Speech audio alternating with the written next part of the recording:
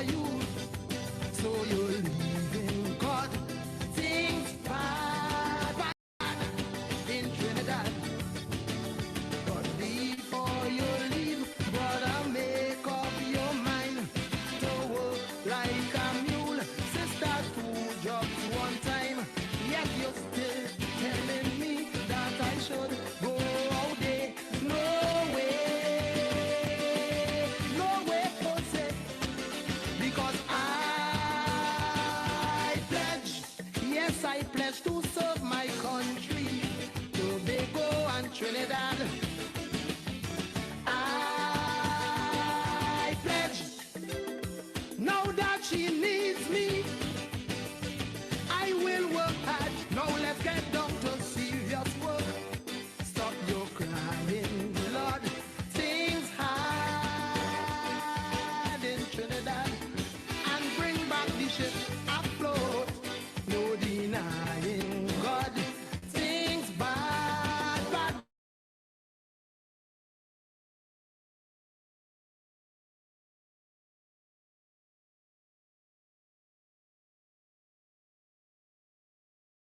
You together, we could rebuild sweet TNT in a gesture of love.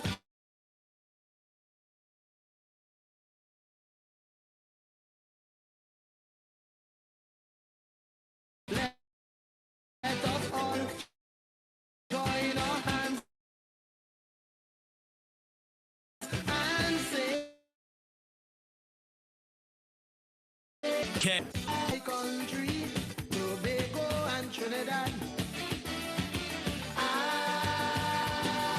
pledge, now that she needs me, I will work hard. I pledge to serve my country, to give her a brand new start. I pledge my love for the auntie with all my heart. Yeah, oh, boom, shogolo, bongo, dong. Yeah, oh, boom, shogolo, bongo, dong. Yeah, oh, boom, shogolo, bongo, dong. Yeah, oh, yeah, oh, yeah, oh, yeah, oh, yeah, oh, boom, shogolo, bongo, dong. Yeah, oh, boom, shogolo, bongo, dong. Yeah, oh, boom, shogolo, bongo, dong. Now everywhere I turn, people saying, Lord, things hard in Trinidad. Yes, everywhere I turn, all I hear in God, things bad, bad, bad in Trinidad. They running away to their foreign countries. Lord, they're doing for them what they should do for we. They telling me that I should go out there. No way, Jose. Because I pledge to serve my country, Tobago and Trinidad. I pledge, now that she needs me, I will work hard. You abuse her when things was nice. Now you're crying, Lord. Things hard in Trinidad. Now you have to sacrifice out your flying God. Things bad, bad, bad in Trinidad. You want piece of the apple, you get it sweet. You don't want no more truly mango to eat. You're still telling me that I should go out there. No way, Jose.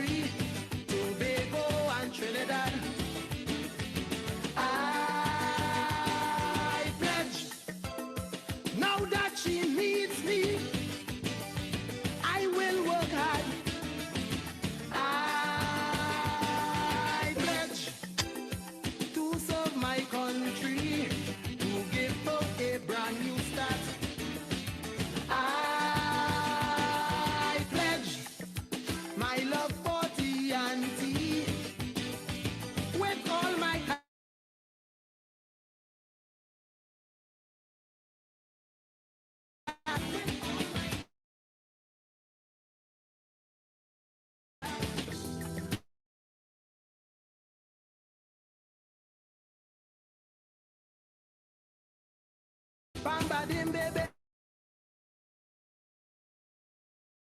Bembi do bem.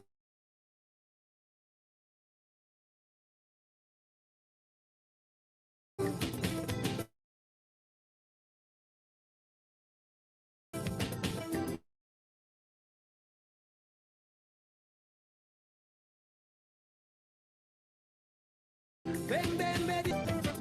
Bem bem bedi.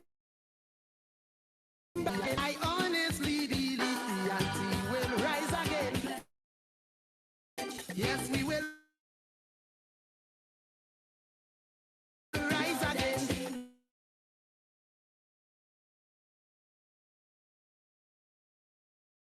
The anti will rise again.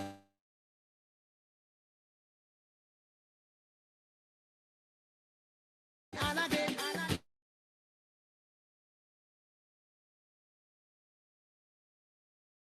and again, say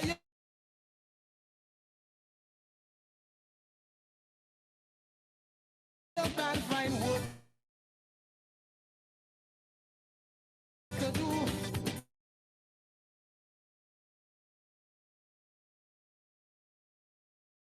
So you're grieving, Lord.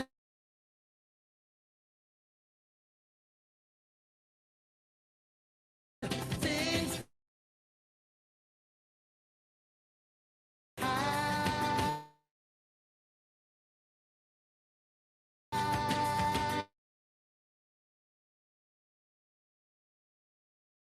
hard in Trinidad.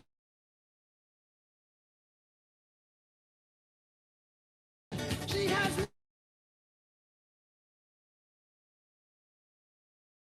nothing to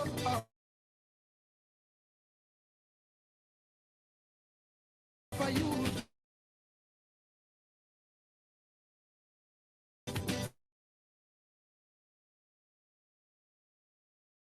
So you're leaving God. Things bad.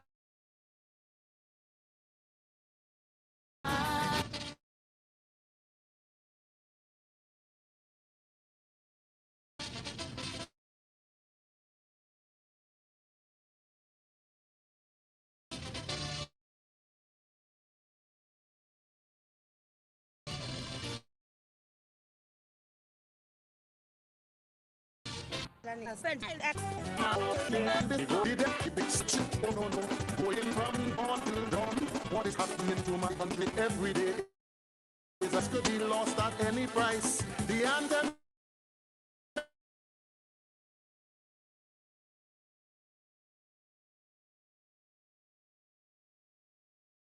is now where we spot.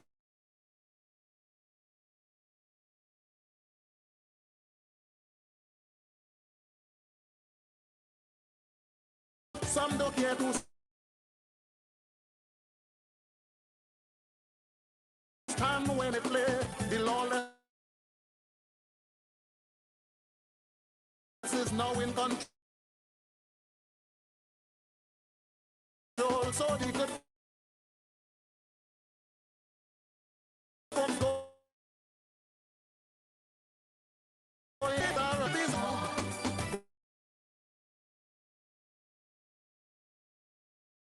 Would we call it total hell when the husk saw the hill reacting indeed? Oh no no no no no no no! Yeah, the people cry. Yeah. The hills are alive in a different way. Them who take in we money must pay for it dearly one day. Would we rise again come what may? Yeah. How could we truly excel in the midst of all this suffering? Oh my. No, no, no, no, no, no. Tell me, like shadows say poverty is hell. So it seems like the devil is king. Oh my Trinidad. No, no, no, no, no, no. Poking and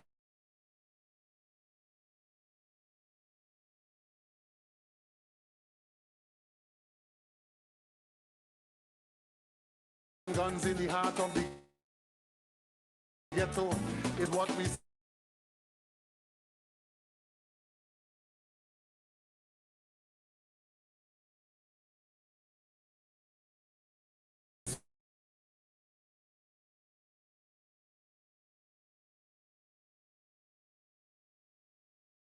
shall reap tomorrow. Who are we going to blame? Even school children doing crime. Well, that is a sign of the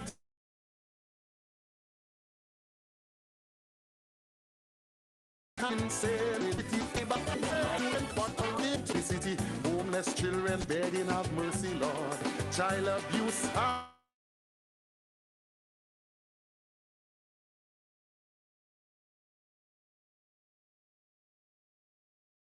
Have risen again. Look like Jesus.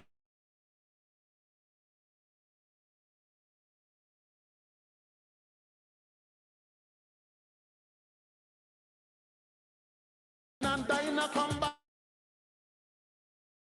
in tongue.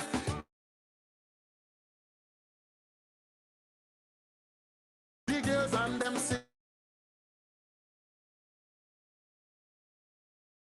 singing this song to survive by any means necessary.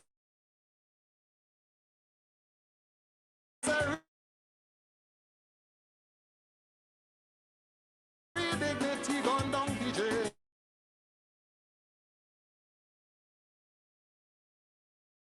Some say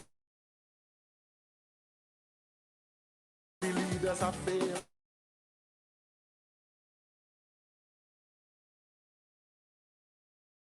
to do right for one and for all.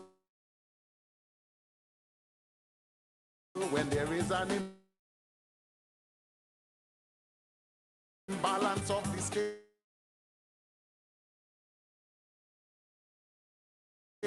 then the writing is on the wall.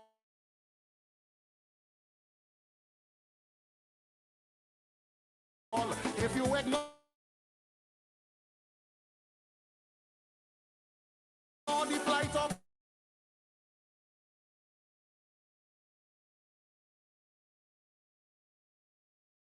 the people, well, the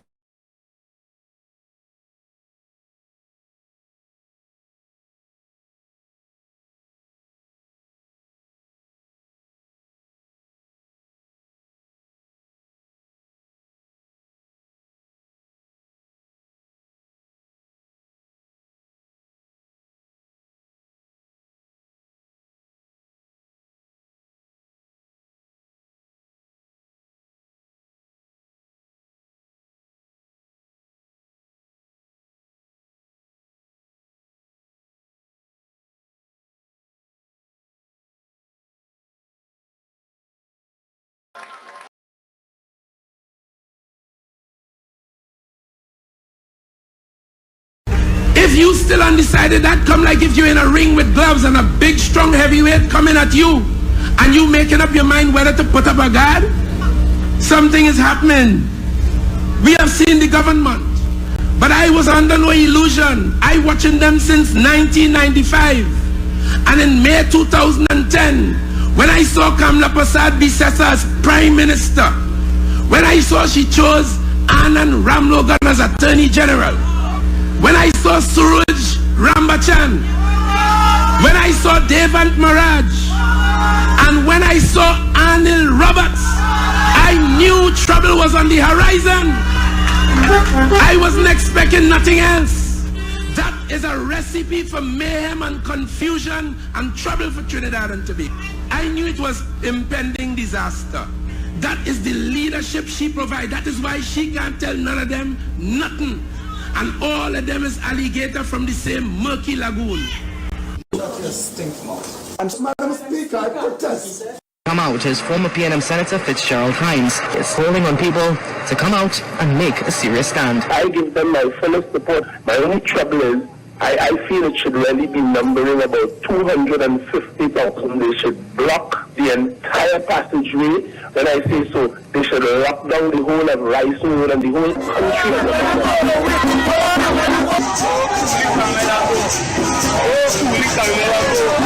General election time is here. We're watching the enemy straight in the eye now. And we're seeing the white of the eye. And as we put on with PNM war paint, and we say great is the PNM, and we have the symbol of the Balize, we taking no prisoners, we licking down that. The time has come for you to pass judgment upon her, and upon her hosts, and her friends, and her supporters, and the other infidels, and the other traitors, and those who have done damage and pain and embarrassment to the people of Trinidad and Tobago. I make no apology. Prime Minister, I did receive in my email a statement from the opposition leader saying that she has written to you seeking a bipartisan meeting between government and opposition members. Have you received that letter? I want to get it clear. From the opposition leader? That's the statement that we've got. The opposition leader has written to you seeking a bipartisan meeting. Is the same one that voted in the parliament that I shouldn't speak to you? On COVID? Reading from the email. Yeah, but I'm saying, is it the same opposition leader? On Friday, I tried to speak to you, the population, about this same issue. And the opposition leader led her crew to vote against the Prime Minister talking to the country in this emergency. Is that the same one who's writing me now? To tell me what? The opposition leader of Trinidad and Tobago has written to you. The question is, if you have received said letter, and if you would be willing to have that meeting. I am not prepared to take part in any political grandstanding. Right now I have a serious headache. You know what she did? She got herself quoted in the Ghanaian media saying, ignore the Prime Minister of Trinidad and Tobago because nothing that he say could ever come to pass. You know what that has done? Nothing that he say could ever come to pass. You know what that has done? Created unsafe.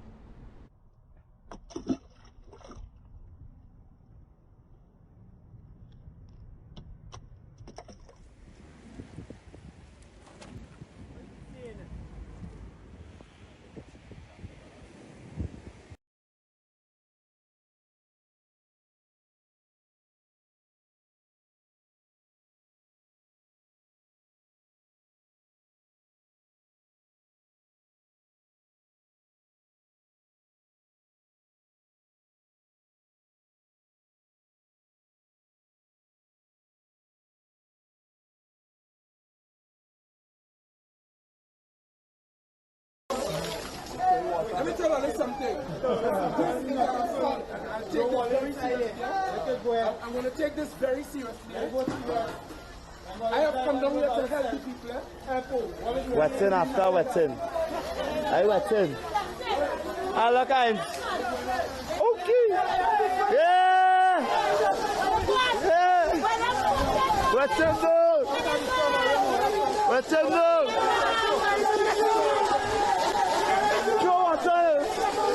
Yes. I'm ready for it. What's your eyes on it? What's your eyes on it? The eyes on it. Go on, eyes. Eyes, go on. You're running. You're so running. What's the man on? What's the man on? What's the man on? Eyes, go run. You get vexed. Go for okay.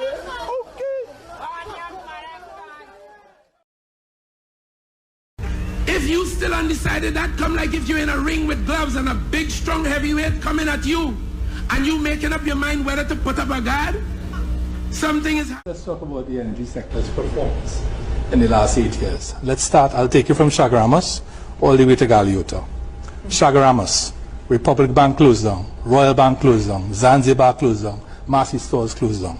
All because of lower energy sector activity on the peninsula. We go down to Point Lisas, Mita closed down, MHTL M1 closed down, Yara ammonia plant closed down, Titan methanol closed down. We go down to Point Apia, the refinery closed down. We go down to Point Fortin. We now have 3 LNG trains when we used to have 4. And the 3 that we have operating at 65% capacity. We turn around the corner and we go to Galeota. Galeota is a ghost town, right? Because energy sector activity drilling has fallen 63% in 2015 to 2022. Gas production has fallen 30%. Oil production fallen 27%. Employment, persons with jobs in the energy sector has fallen 54% in the last 8 years. So I don't know how that could be construed as a sector moving in the right direction. There is hope on the horizon if we get Manatee. Shell hasn't sanctioned it. Dragon, we don't know when that's going to come. We know the minister signed something, everybody clapped. If I see somebody clapping for something they're not aware of, I might think they're mad. But nobody knows what was signed, and nobody could say when that dragon gas will arrive in Trinidad.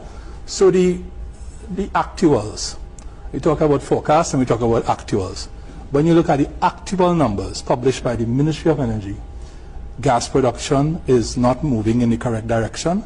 We've been under 3 billion cubic feet of gas per day since, I think, January 2021. Those plants that are remaining operational in Point Lisas and Atlantic are doing so at 70–80% capacity. So we are in a worrying space.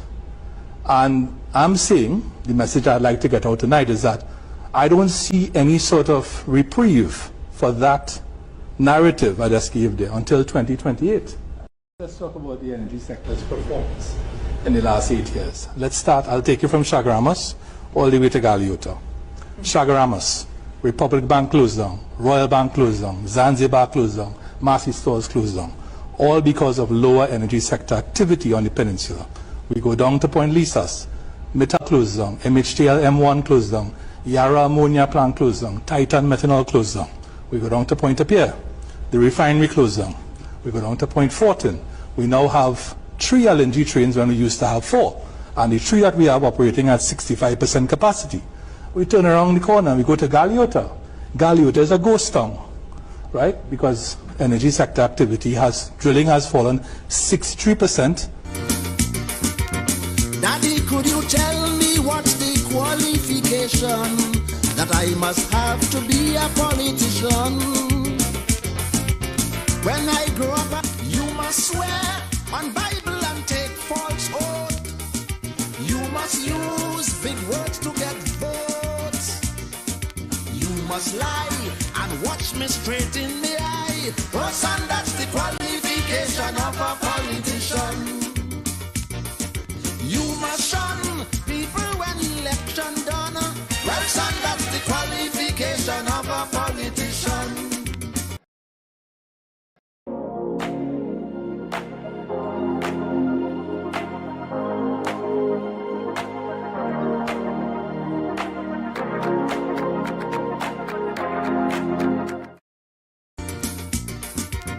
Daddy, could you tell me what's the qualification that I must have to be a politician?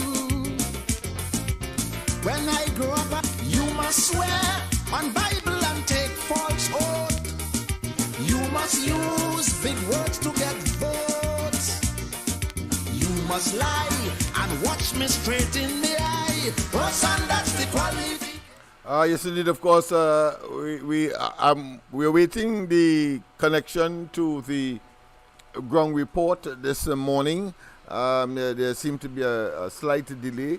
So why is that is taking place, or why is that is a reality?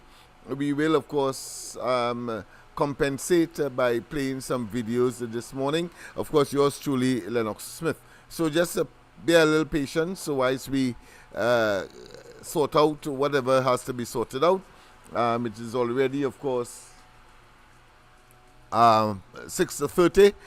So we will be, of course, commencing our broadcast in a while. A dramatic improvement in long.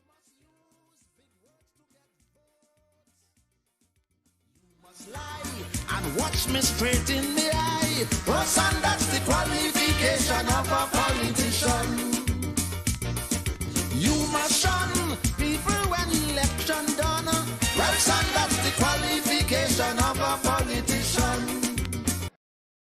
talk about the energy sector's performance in the last 8 years. Let's start, I'll take you from Chaguaramas all the way to Galeota.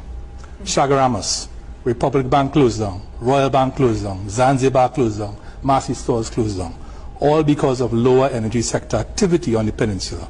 We go down to Point Lisas, Mita closed down, MHTL M1 closed down, Yara ammonia plant closed down, Titan methanol closed down.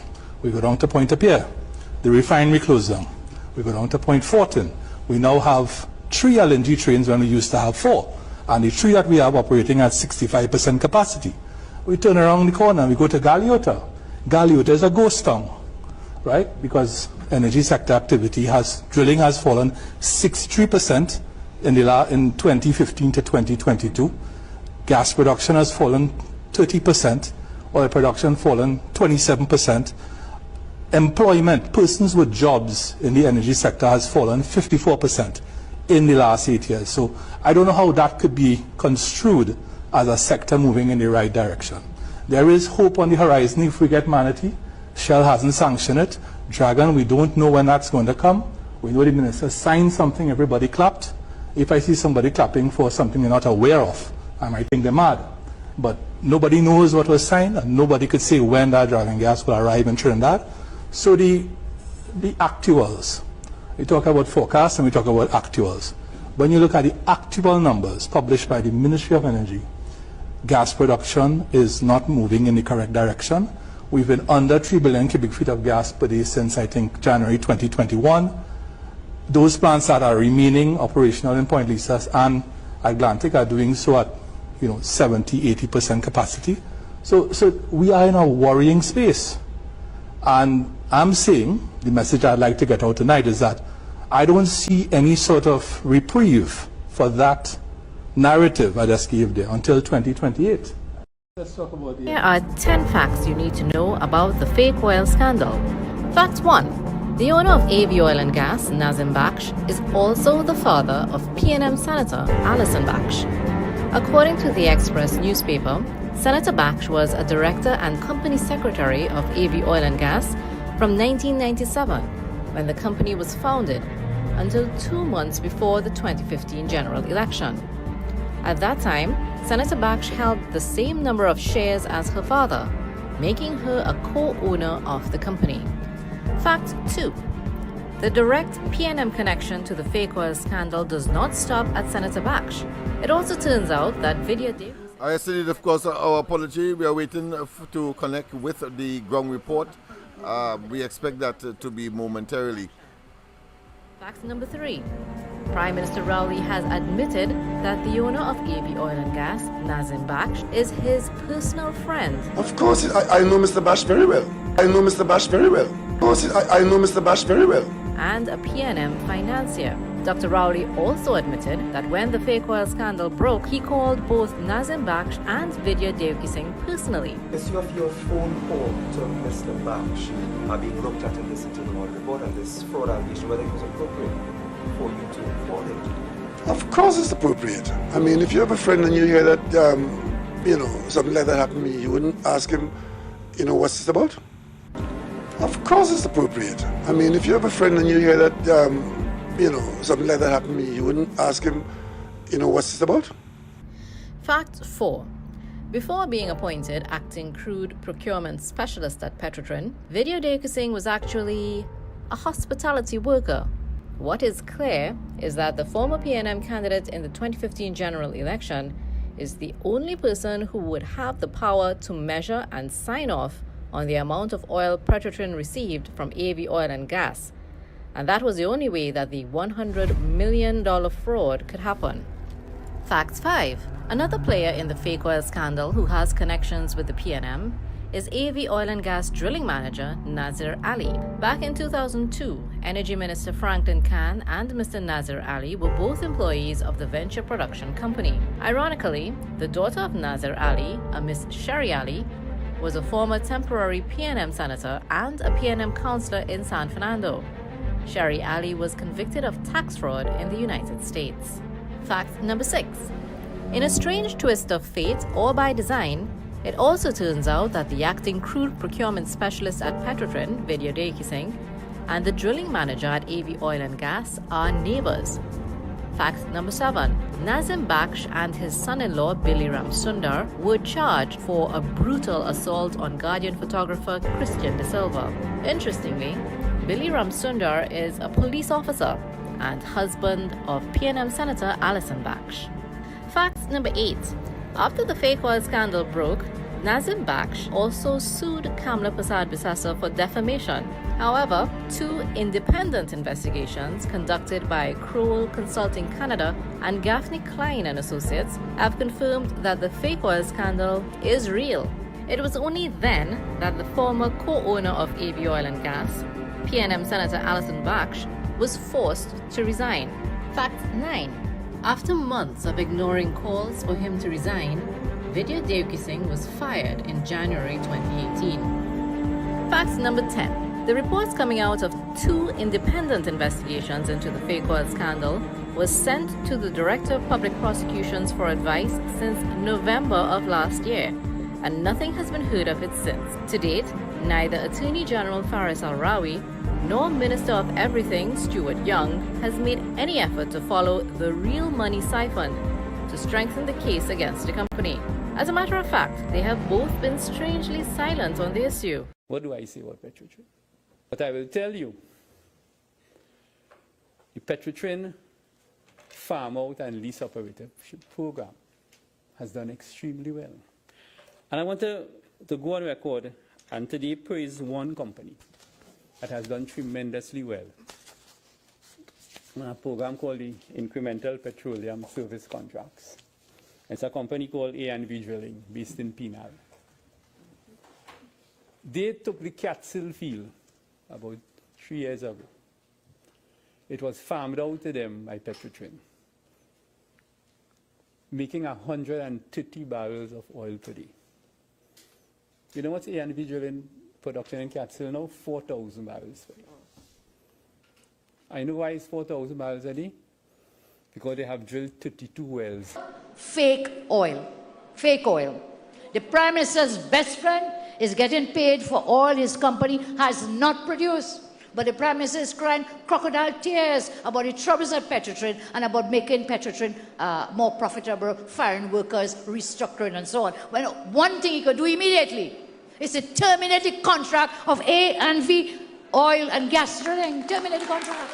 Or the team found that an optimistic estimate of the production from the Catskill field is between 1,400 and 1,600 barrels today. So on average, being optimistic, that's what it is. But sales, as per sales tickets, average what? 5,000 barrels. Once again, of course, we are waiting on the okay from the ground report before we resume or we connect or we share the information that normally comes on the mornings on which you depend and wait for decision making more or less or to reinforce your own perspective. But let's go back, of course, to the fake oil matter that is now before us on the corridor transformation. Petrotrin would have had to pay them over $12 million US. Petrotrin would have had to pay them over $12 million US. Petrotrin would have had to pay them over $12 million US. And I want to go on record and today praise one company that has done tremendously well. A program called the Incremental Petroleum Service Contracts. It's a company called A&V Drilling based in Penal. They took the Catskill field. It was farmed out to them by Petrotrin, making 130 barrels of oil per day. It was farmed out to them by Petrotrin, making 130 barrels of oil per day. It was farmed out to them by Petrotrin,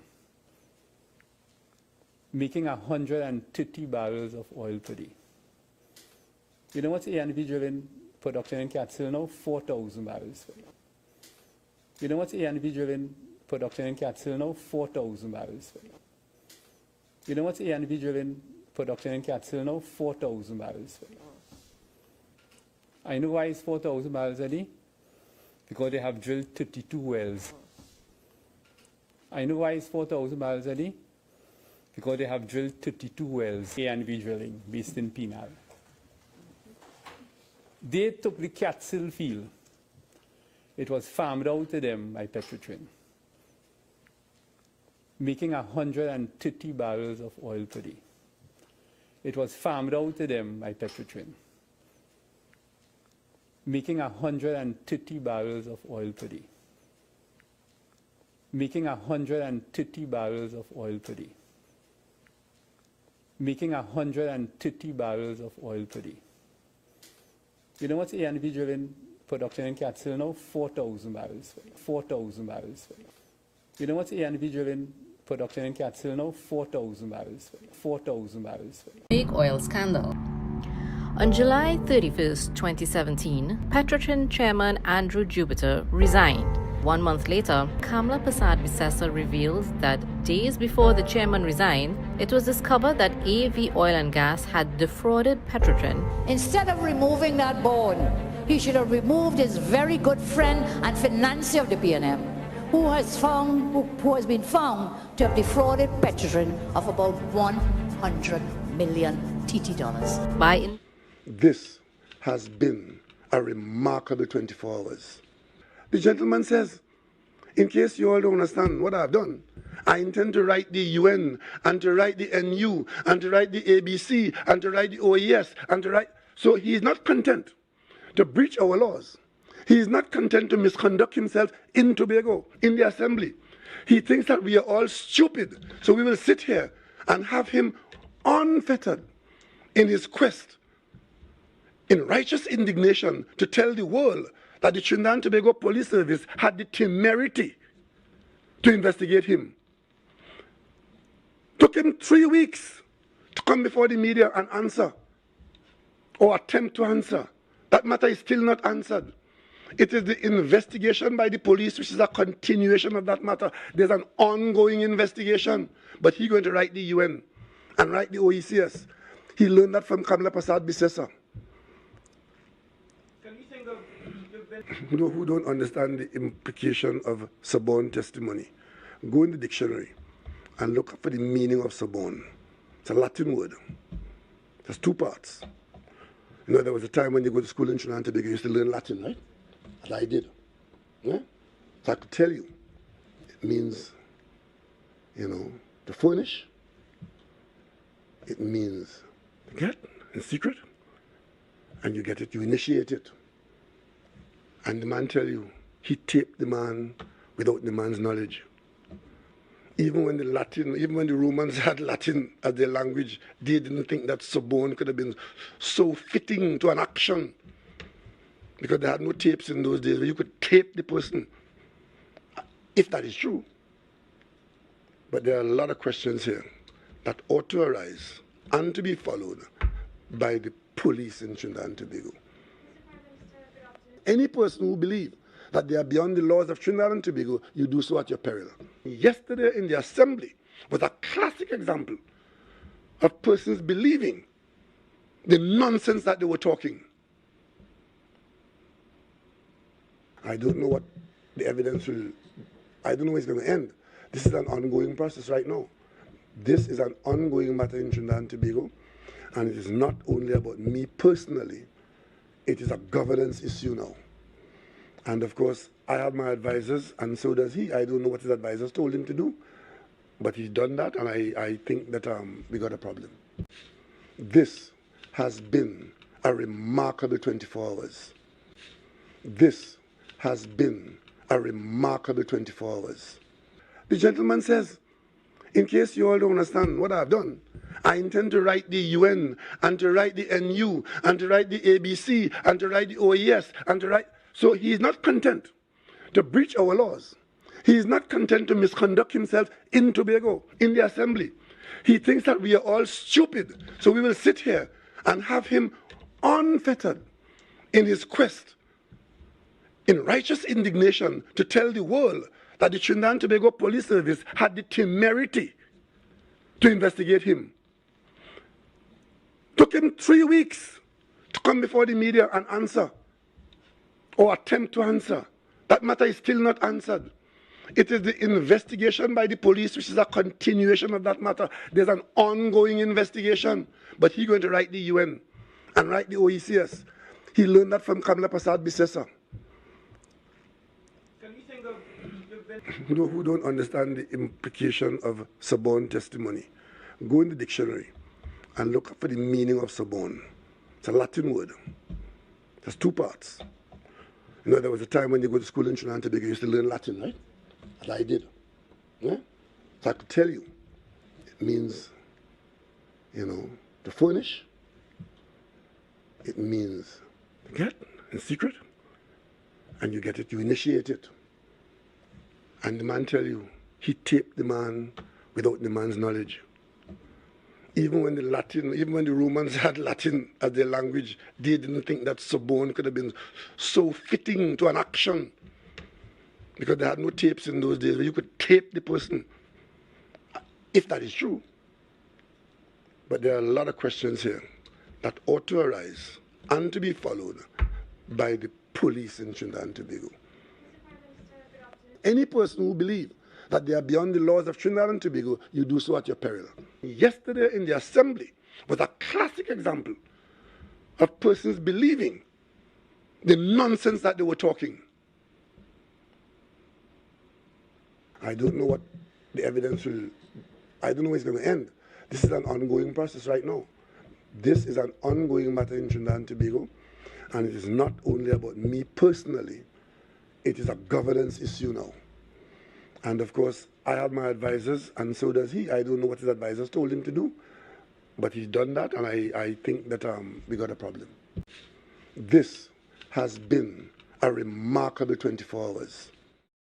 We've made the point time and time again, Trinidad and Tobago is a difficult country to govern. It's a difficult country to govern. And that you can only govern it properly and keep it on an even keel if you understand, my dear friends, that prudence is necessary in the conduct of your public affairs. You can't have biases. You can't have prejudices. If you have biases and prejudices, those things show in the way you conduct your business, and the people aren't stupid, they see it.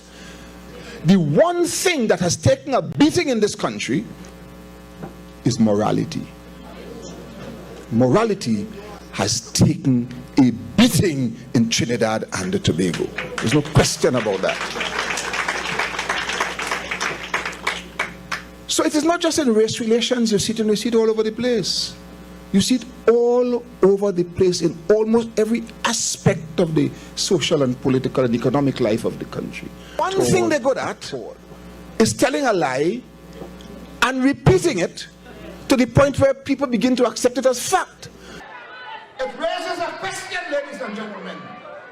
If they cannot speak the truth in small things, imagine what they will do in big things. My mother used to say, show me a liar and I'll show you a thief. We've made the point time and time again, Trinidad and Tobago is a difficult country to govern. It's a difficult country to govern.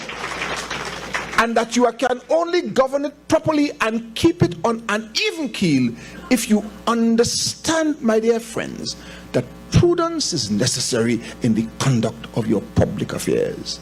You can't have biases. You can't have prejudices. If you have biases and prejudices, those things show in the way you conduct your business, and the people aren't stupid, they see it. The one thing that has taken a beating in this country is morality. Morality has taken a beating in Trinidad and Tobago. There's no question about that. So it is not just in race relations, you see it all over the place.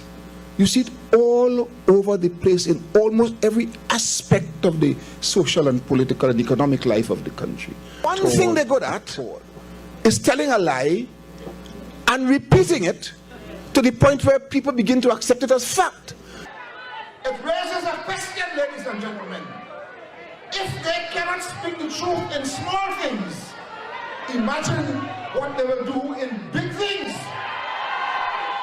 My mother used to say, show me a liar and I'll show you a thief. We've made the point time and time again, Trinidad and Tobago is a difficult country to govern. A difficult country to govern.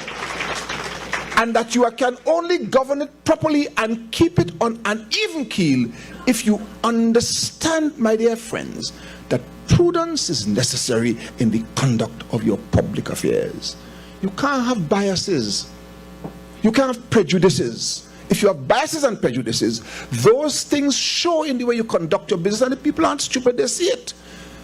The one thing that has taken a beating in this country is morality.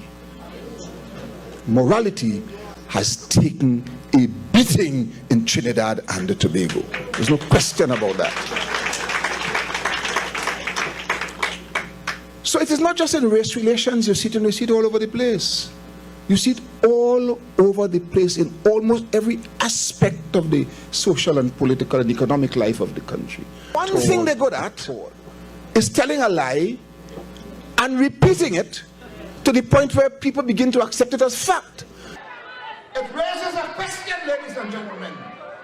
If they cannot speak the truth in small things, imagine what they will do in... Still people, of course, are waiting to be connected to the ground report.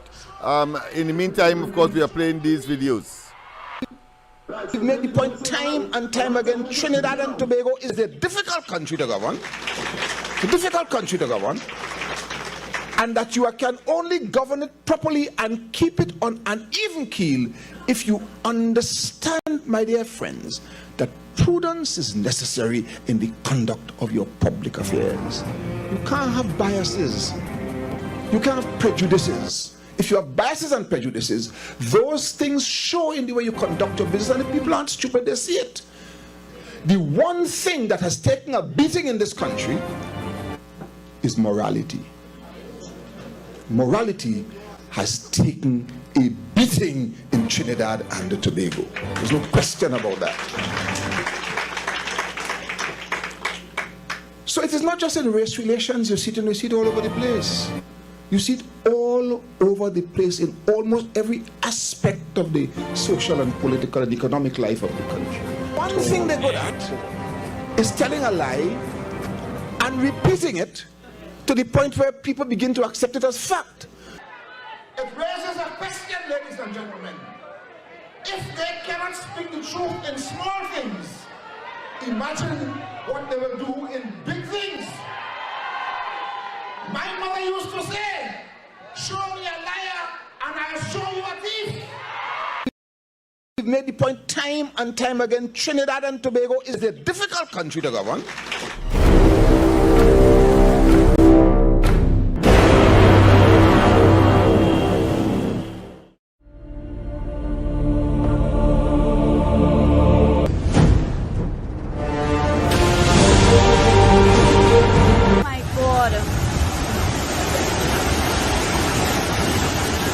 Residents of Tobago and northeast Trinidad are facing the full brunt of thunder showers associated with a fast-approaching tropical wave. Violent rainfall started at midnight.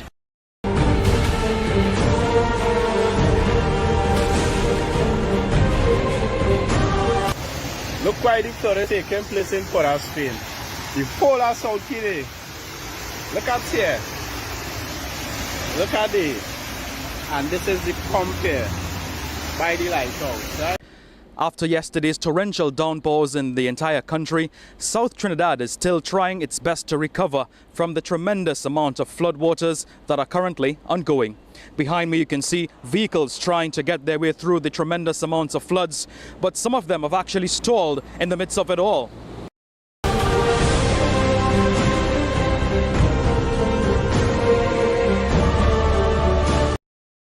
A scene that has not occurred for at least the last 5 years. The eastern main road in Guayco in the vicinity of Blue Mountain waters inundated with water. Phenomena with the moon a couple days ago, but the moon was at the closest point to the earth. That created some sort of activities in the ocean, and what you had is a higher than normal tide.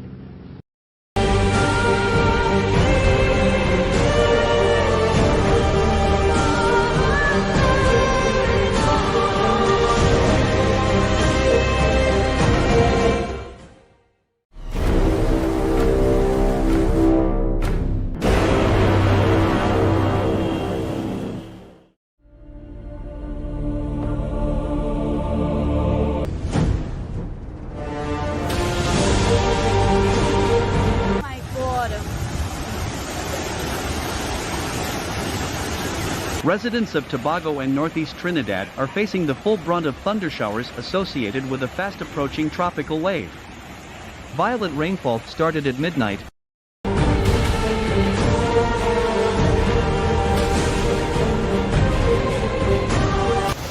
Look why the flood is taking place in Port of Spain. The whole of South Guinea. Look up here.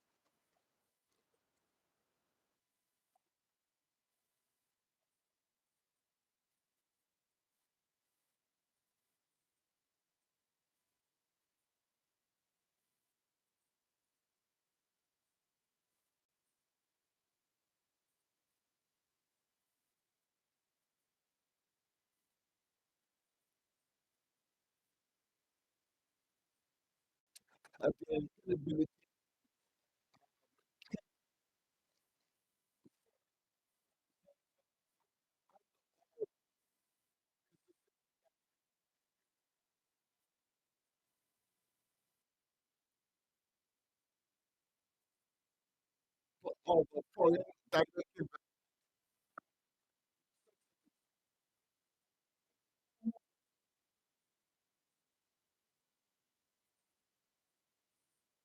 Commercial bonds.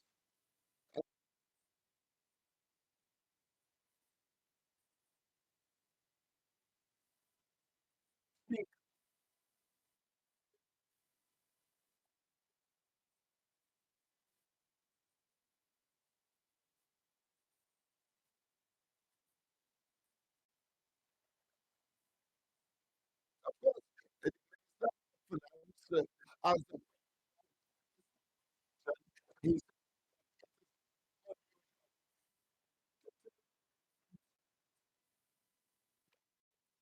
extremely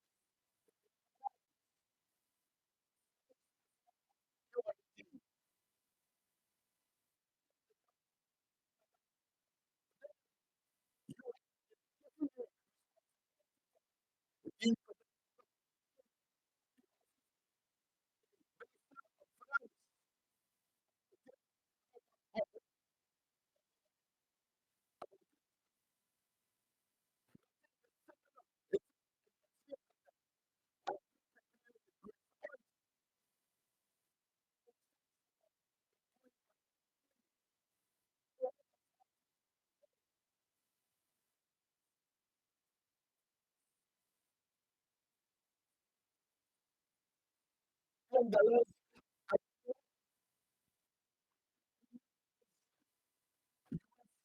I hear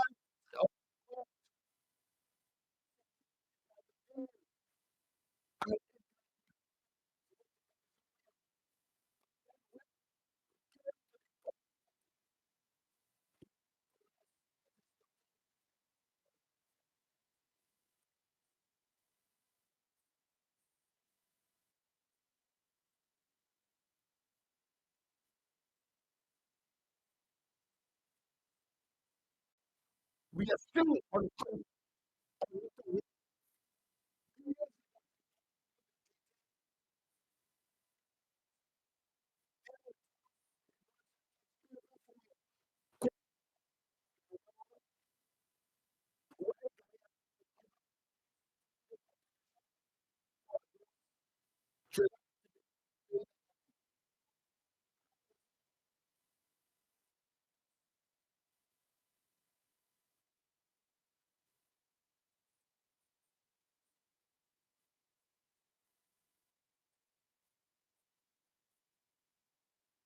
utilizing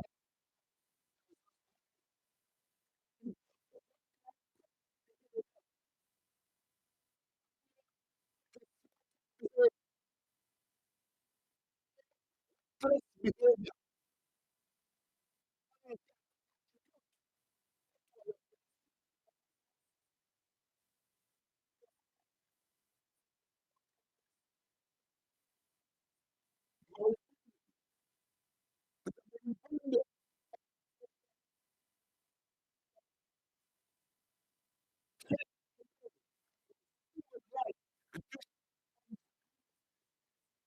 And criminal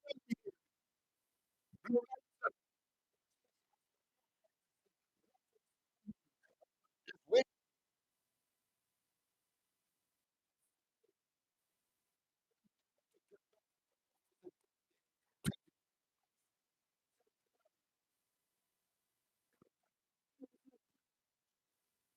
Your misbehavior,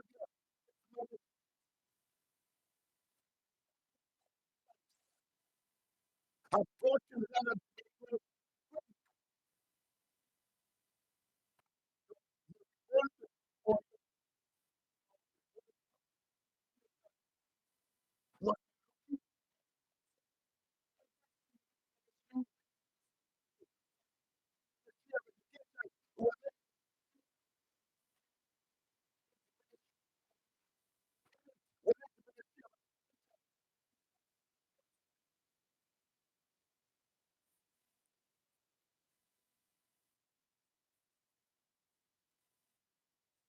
of the Attorney General.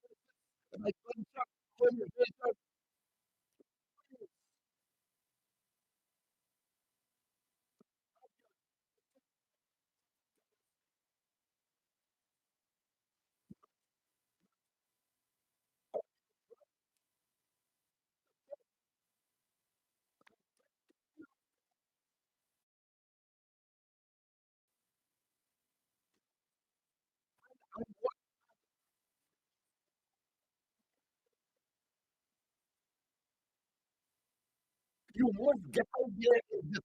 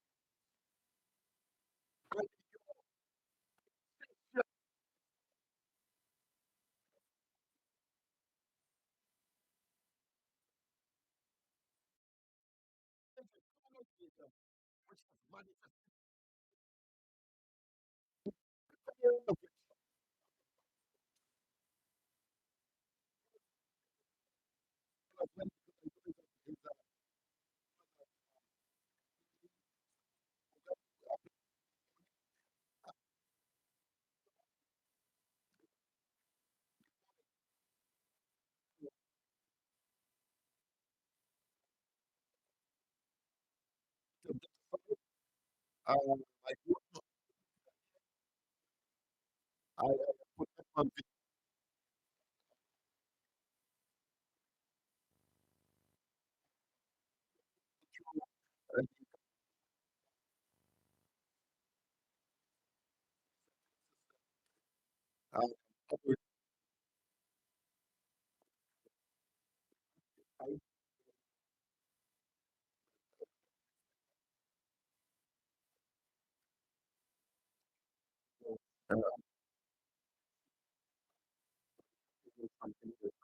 yes, yes. So when we have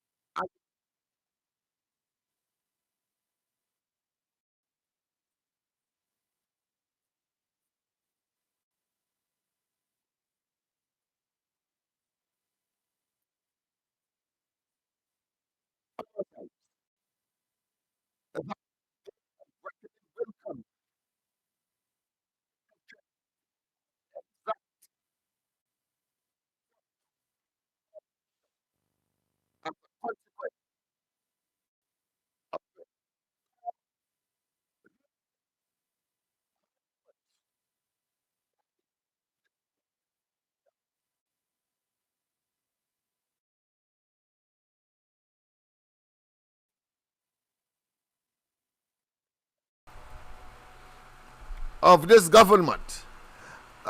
Some of you may now be able to hear me on the corridor. I trust. I know you have been waiting whole morning, but there is a technical issue that we are resolving at this point in time. But we are determined, of course, to bring the message to you. And I want to say to you that in spite of the challenges, because there is something in the human spirit, and of course there is a philosophical position on that matter called the existential position or the existentialist, that speaks to, of course, the indomitable spirit of the human being, and that they respond to challenges, no matter how daunting it may be. And while, of course, this government seems to have a proclivity, a propensity, and a predilection, a predisposition to look for, to manufacture, to conjure up evil, to, of course, impose on the people, nothing that they do one can consider to be significant for the amelioration of the many tragic circumstances of the country. Nothing and everything, of course, is always to be taken with not a spoonful but a truckload of salt with this government. They told us, of course, that local government will be improved by what? By allowing them to collect property tax. We have seen that was merely another hoax, another faux pas, another poor policy position that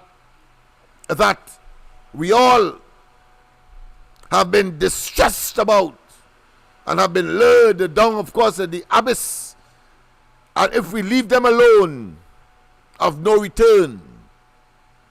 We just have to look at Balize House itself and understand what they have been doing with our resources.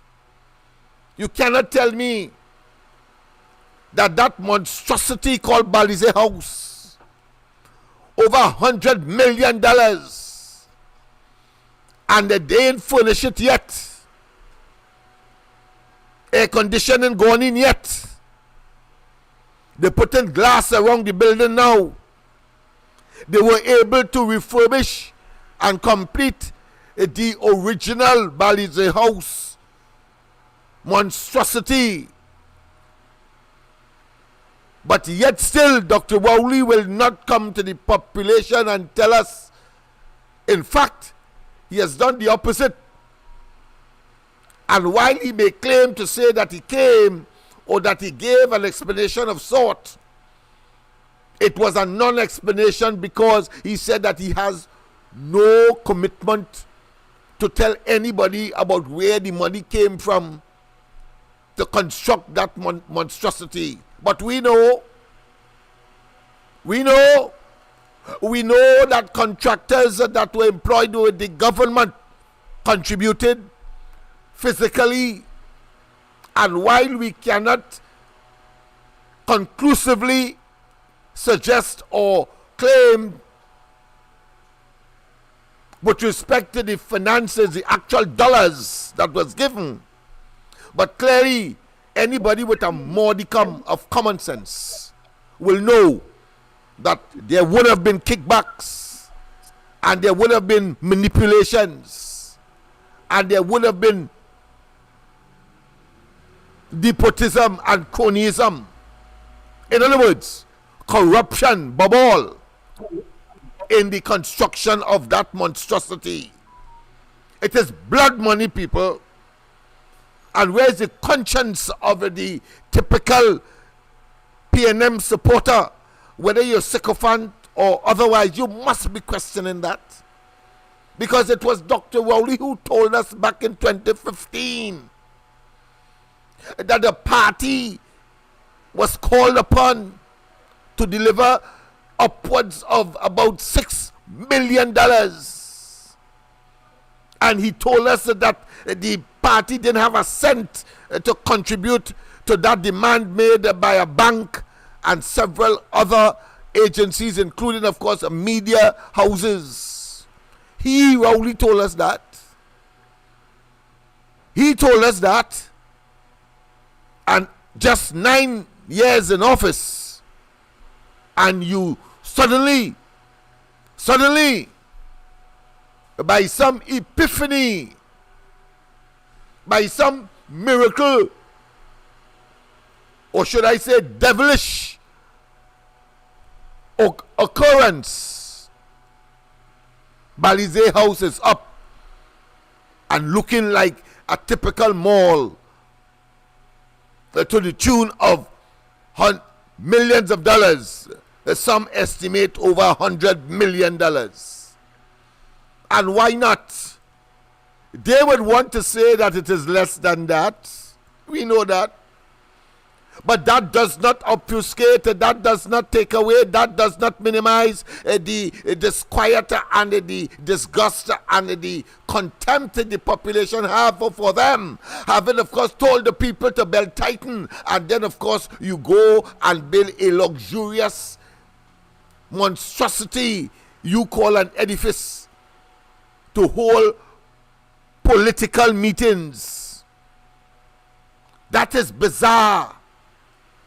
That is reminiscent of what at one time was regular in Africa, African countries and their leaders, who would pillage, who would rape the treasury and the resources of the country.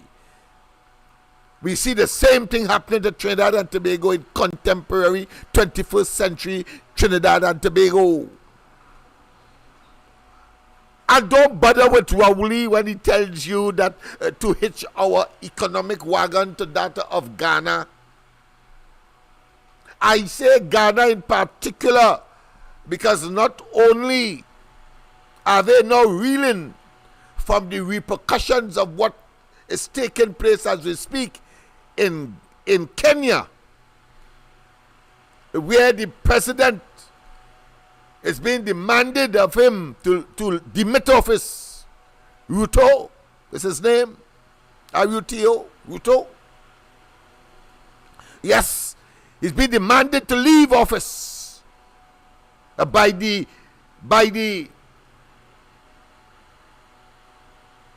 Generation Z.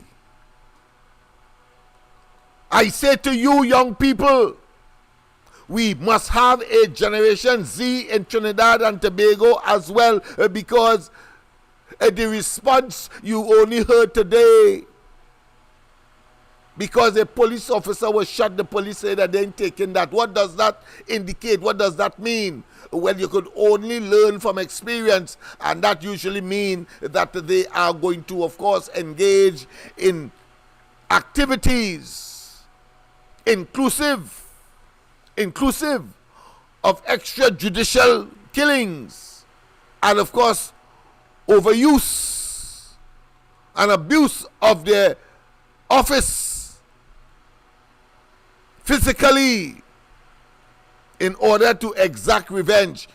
In no self-respecting democratic society that has a respect for rule of law can, inclusive of police officers, talk about revenge. They ain't taking that. No. Even if there is a heightened alertness as a consequence of a fallen or injured brother, your utterances must be tempered and concomitant with the task and responsibility given to you and the oath of office. And you cannot be so loose,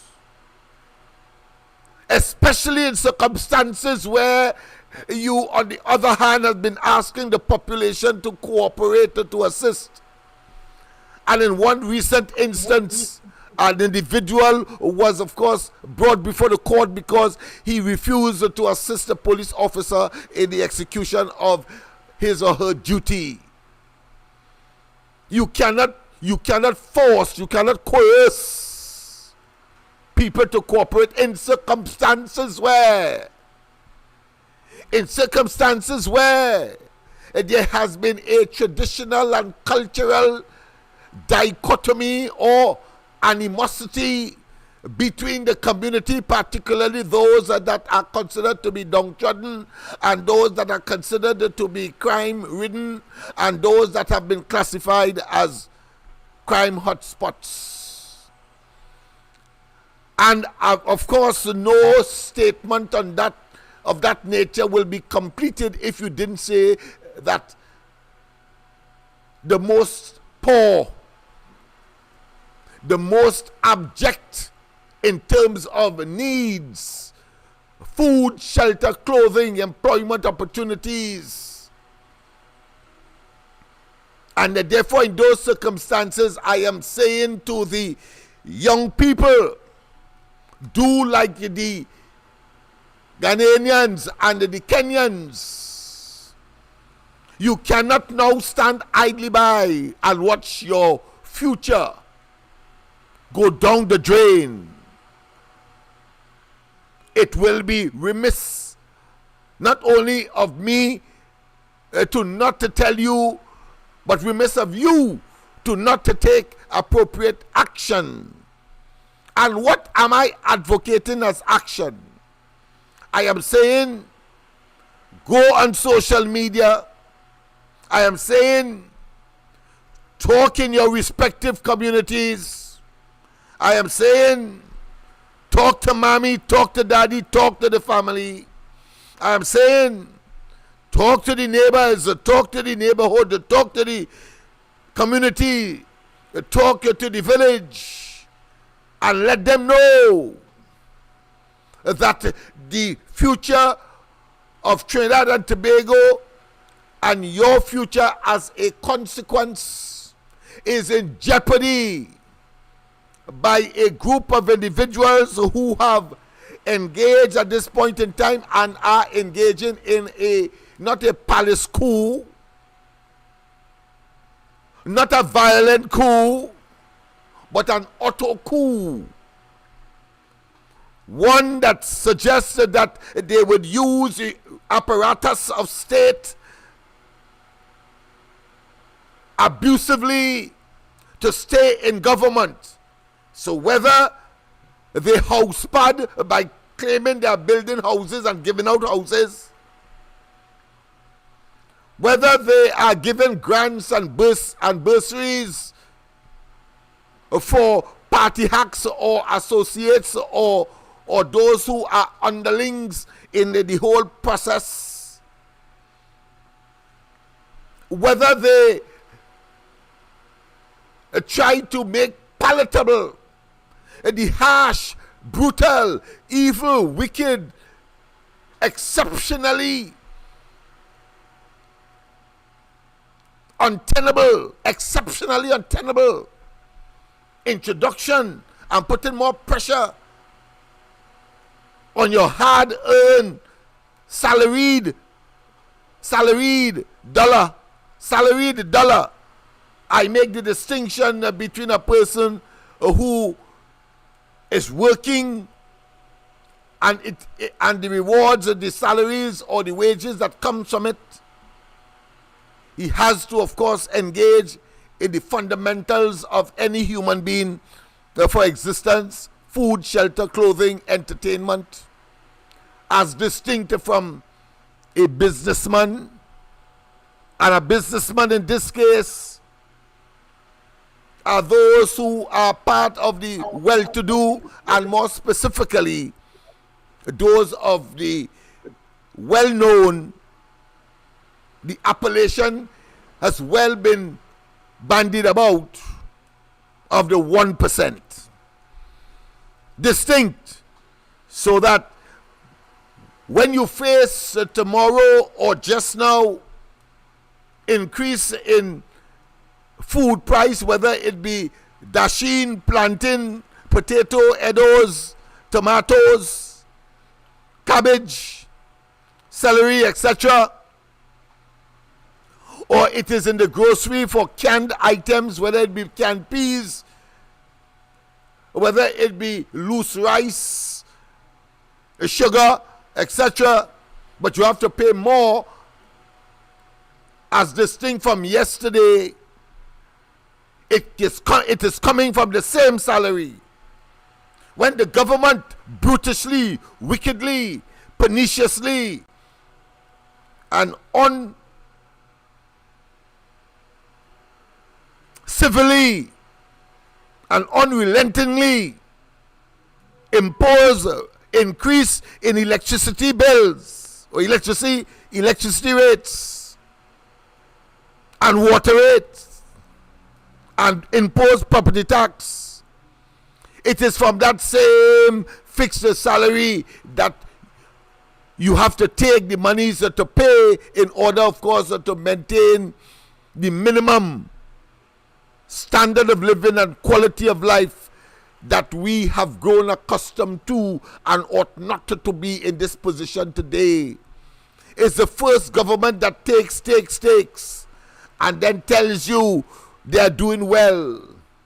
And then they make, of course, the puerile, asinine, simplistic, wicked, and obnoxious statements, and will look and say that in other countries of the world, this is happening and that is happening, and when it is convenient, they change the narrative.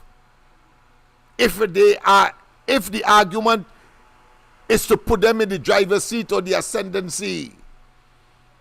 You have Dr. Rowley telling you that the PNM was the one that generated the original infrastructure in Trinidad and Tobago.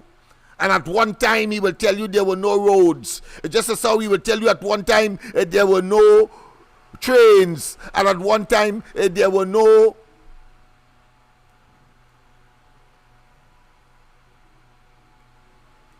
electricity in some places. Yes, that is what they will tell you. And therefore, you should be satisfied. If they send you back here to use a flambeau or candles to light up your nights, that is the level of dotishness that we have as a government. Those kinds of examples they will give. Never, of course, taking responsibility for causing the destruction, deterioration, and, of course, the untenable and unacceptable reduction exponentially in the quality of life and standard of living of the people. So much so that they have created a rat race. So that when people are called, whether they are on subsistent wages such as that of URP and CPEP,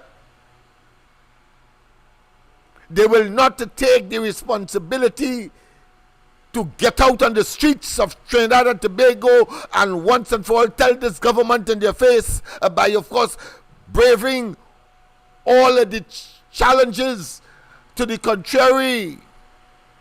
They prefer to stay in their little cocoon and wallow in their externally imposed misery. You know what I say wallow in the externally imposed misery. That is where we are. Whether the government can be accused of beating people into submission and accepting their evil, well, we have seen that in many countries of the world. Whether it be in the form of apartheid in South Africa, whether it be for the liberation of the Indians in India from the British, whether it be the efforts of Martin Luther King and others, Malcolm X, etc., to equalize and to reduce discrimination and to give the African community in the United States a fighting chance. Well, in the context of Trinidad and Tobago, the poor is under siege. The working class is under siege. The person who grovels in order to eke out a living on a daily basis, they too are under siege. But in all of the examples that I would have been given across the globe, the people saw, understood the pain, and all that was required was a convincing, or should I say, a dynamic leader willing to have peaceful engagement. But what we have seen with this government, as we saw in Kenya partially,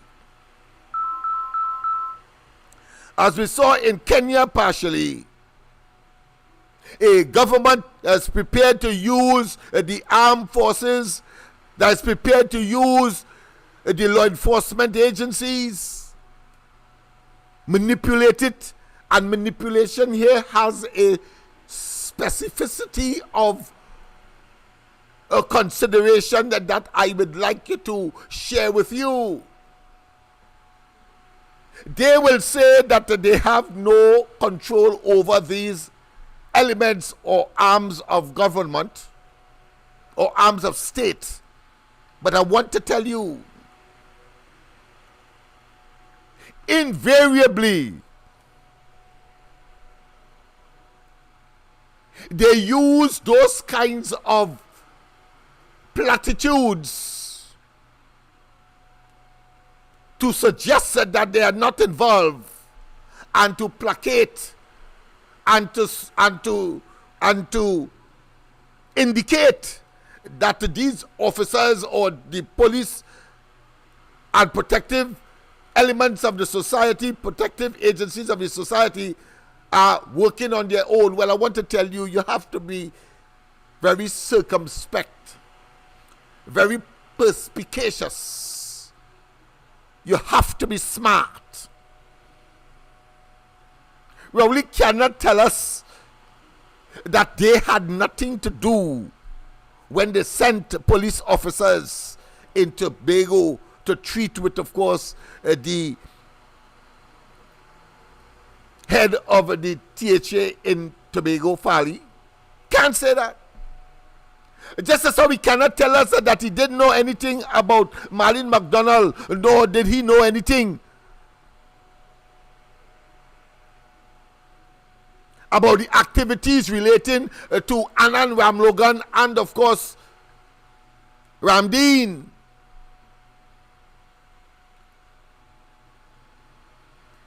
Similarly, as he cannot tell us now that we know differently, but then he was telling us that he had nothing to do with, of course, that shortlist that ended up in the hands of the president, and then it was reverted back to the Police Service Commission, causing, of course, it having been exposed on the rare occasion that has happened. Because if it was not, they would have go ahead hoodwinking and believing probably in their lies and deception and illusions and delusions and criminal behavior, and telling themselves and go and sleep whole night without a conscience, without any compunction for those who would have been left and have to go to bed hungry and yearning for a job. They don't mind. They are living voluptuously, but nonetheless parasitically. And because there is laws that will protect them, having acquired the offices that they hold, they then turn on the pressure. Why should they turn off the valve? The valve of salvation. The valve of addressing our multiple thirst. Thirst for food. Thirst for the good governance, thirst for the resuscitation of our democracy, thirst for the absolute rule of law. And this simply means that all of us are subjected, including the Prime Minister, except in our jurisdiction and in our circumstance, the President. The thirst for non-interference in the independent institutions protected by the Constitution of this country. But what we have is a marauding bunch of opportunistic political parasites led by, of course, a criminal in all respects, Dr. Keith Christopher Rowley, who is prepared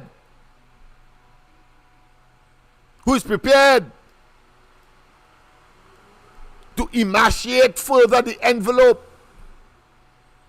and to challenge the envelope.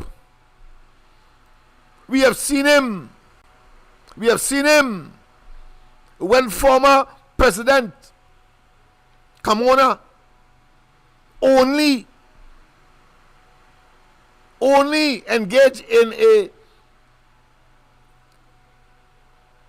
socialized discussion with his then Minister of National Security, Dillon. And Rowley was most upset,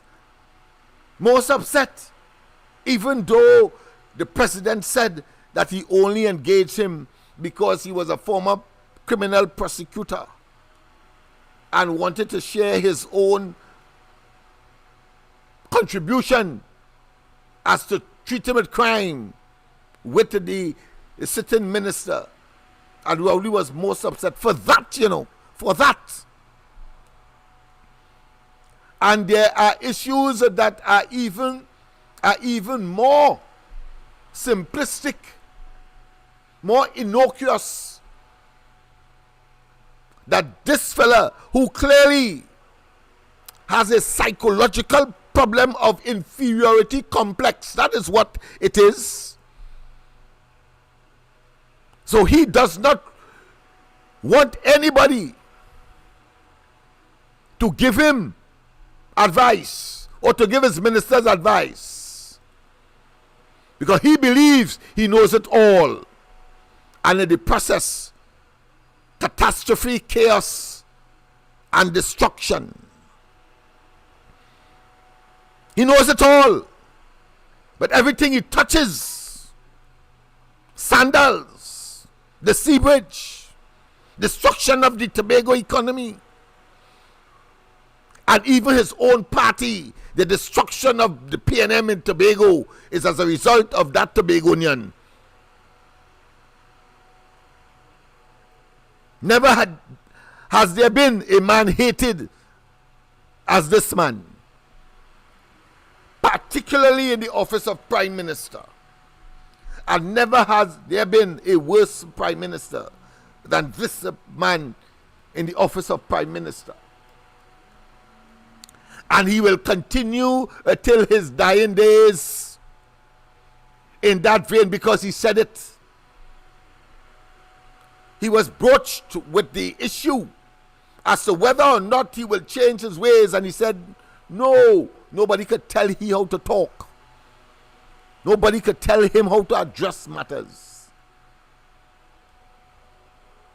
And like the ostrich buries his head in the sand, or more poignantly, by way of exemplification, like Nero, fiddles and twiddles whilst Rome burns. Well, in this case, Trinidad and Tobago, because he knows everything. The fake oil matter, the closing down of Petrotrin.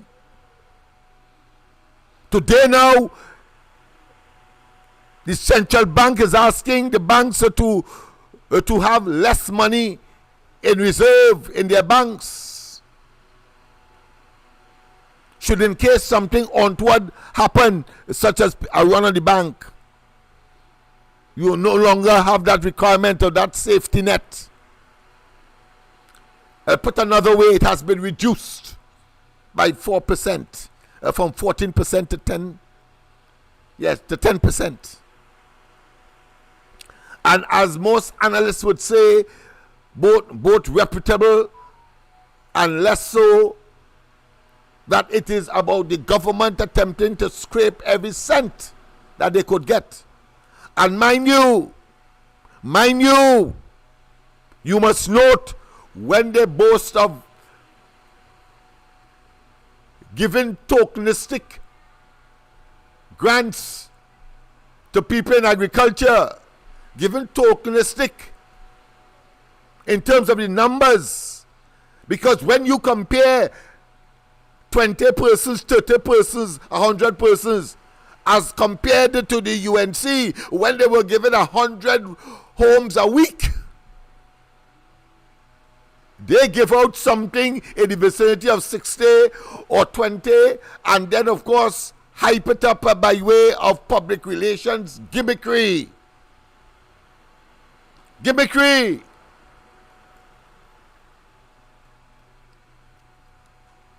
And giving the impression, of course,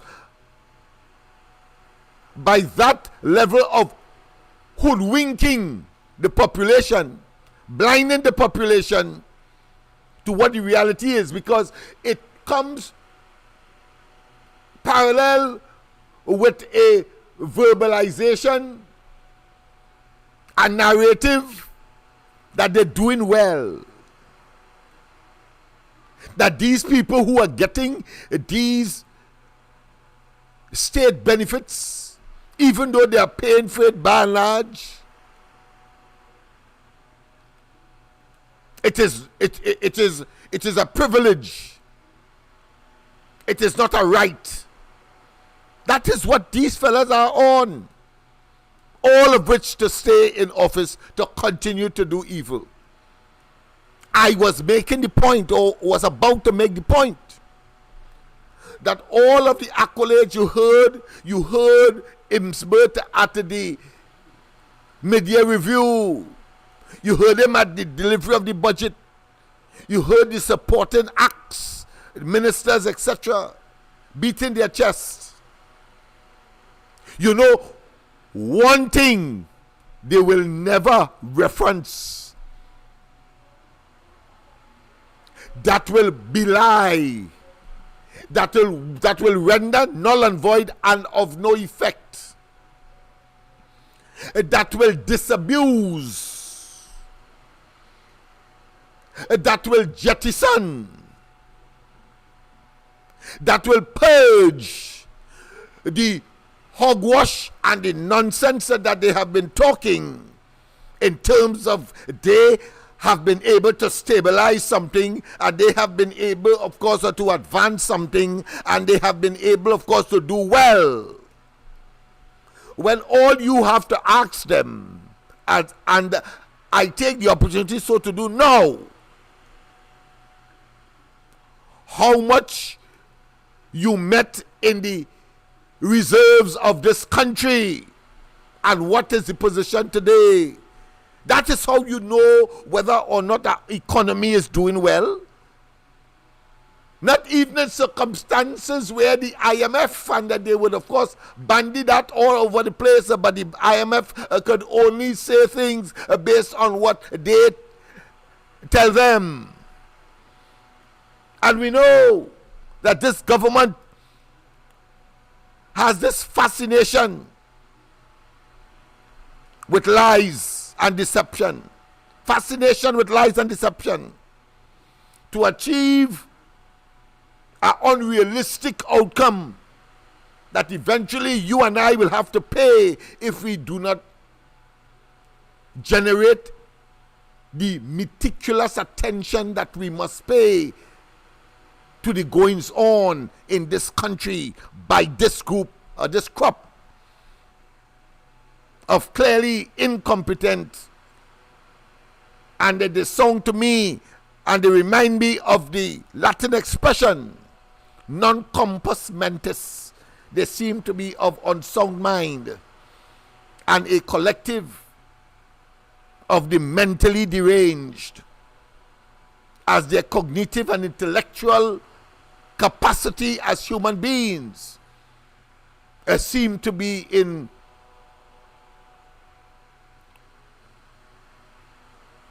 rapid decline. Rapid decline, people. The quixotic nature of their utterances, and then the bravado and the braggadocio and the grandiloquence and the magniloquence and the hyperboles, merely to generate a picture to impress. But all of it is amorphous. You can't feel it, you can't touch it. Amorphous.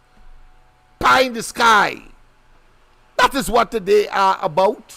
That is what they have been about. So I say to you, your only focus in they claiming that they have done well to the economy. They must tell us what is the state of the reserves that they met in 2015, upwards of over 10 billion US dollars, and today it is downwards rapidly, and you have to start from about 5 billion and still deteriorating. How that is improvement? How that is improvement? So all of the hogwash and all of the self-aggrandizement and self-serving utterances to delude, elude, deceive, hoodwink. In a classic case of Ligoria, songing convincing but waste of blasted time. Songing convincing but waste of time, people. Ligoria. Yes. Yes. And they have that proclivity, that tendency, as if they have diarrhea. Yes. Diarrhea of cacophonous babblings and ambulatory orations that has no nexus or connection to reality, and they go to sleep comfortable. Think about the next lie and deception to tell the population. Just imagine recently the irksome and disquieting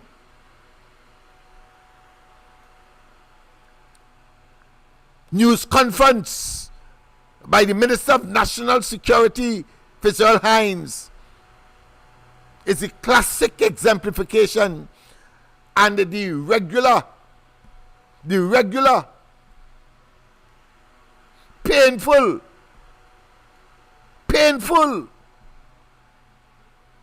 depressive and depressing statements of the Prime Minister on a variety of matters of a national nature,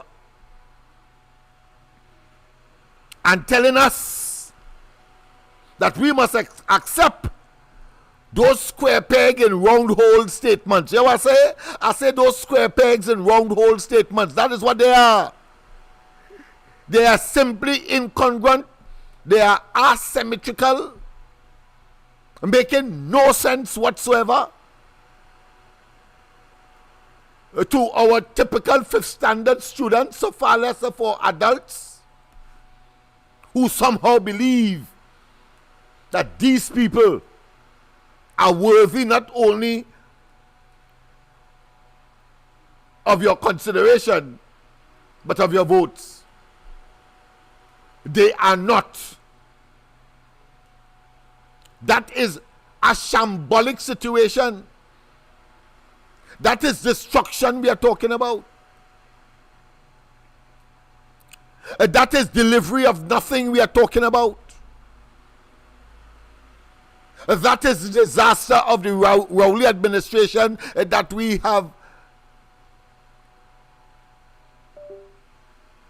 acquired, some of us deliberately and some of us inadvertently, and some of us with a hope that better would have been done, and they continue to tell us that better is being done and can be done. And so when they would have achieved, according to them, some reversal, like the purchase of those 2 boats for Tobago,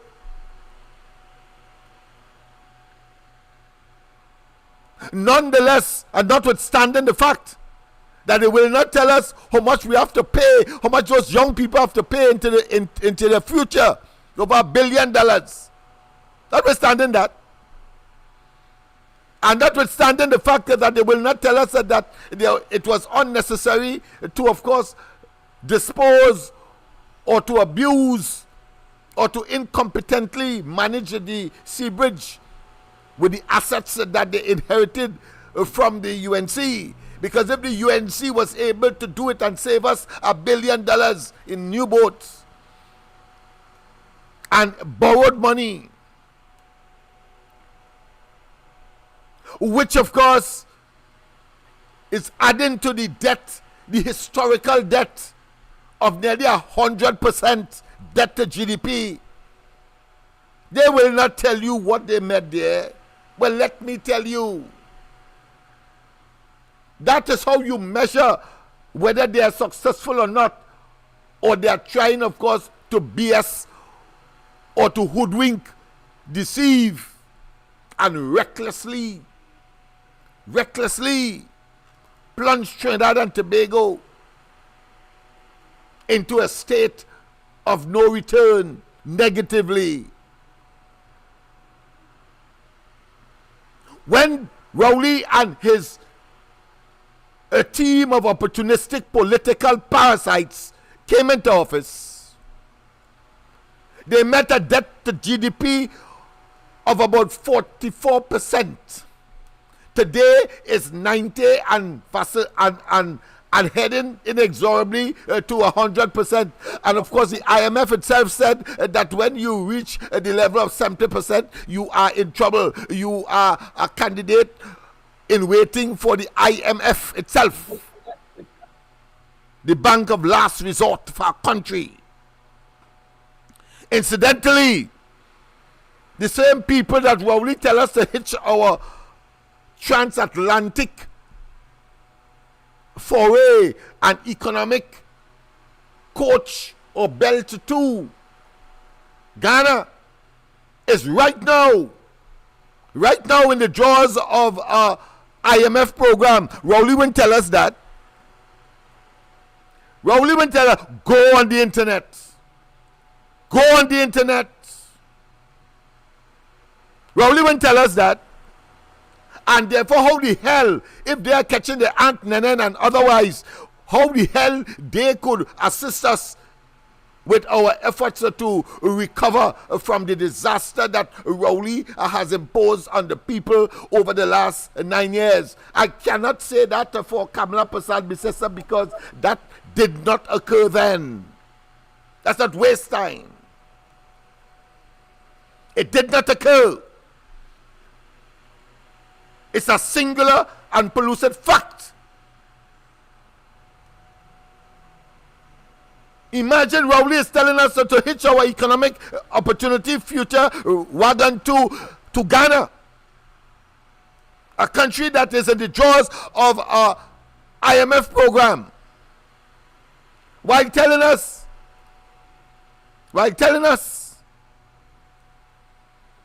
that Trinidad and Tobago will never go to the IMF. Well, whenever Rowley tell you jump, you know you have to stand up. And when he tells you open your eyes, you know you have to shut it tight. Well, I'm telling you that Trinidad and Tobago is closely a candidate for IMF assistance. Let's not waste time with that. And Rowley would have carried us there. How the hell our reserves could move from over $10 billion when you met it, and when you came into office in 2015 to down to $5 to $4 billion US. Where the money gone? And then, of course, you interfered with the almost $1 billion from the HSF, the Heritage and Conservation Fund. Yes, they have to tell us. How could you categorize? And I have a serious problem with our political operatives, both in and out of the parliament of this country, that will not identify and focus on these points in every national, subnational discussion or discourse, especially when Rowley and they are beating their chests with these nebulous and emaciated policies and programs that may, for them, brought some kind of opportunity for the mass media, the traditional media, to promote them as the panacea for Trinidad and Tobago. Every day, the people must know that in 2015, Rowley met over $10 billion in reserve. And you can't want our economy more healthy than that, because it is measured by the amount of imports that you can afford, and therefore sustain not only your economy having produced that, and you are the beneficiary of being considered by international, whether they be multilateral or bilateral financial institutions, lending institutions that lend money from time to time as the country of need may require. But your interest rate, the rate at which you will be borrowing money, is one almost at your leisure. But when you are squanted, and when you have dipped into the Heritage and Conservation Fund, your sovereign fund, and when your reserves move from 10 billion to 4, instead of getting 0.5% interest or 1% interest, you're talking 2 and 3 and 4% interest, and climbing, because you are seen as not good risk, not a good government or a good country to do business with, and lurking always the possibility that you may default in your payment. Ghana was such a country recently. They could not pay their debtors. They could not pay their creditors, those persons that they borrowed from, and so they had to rush.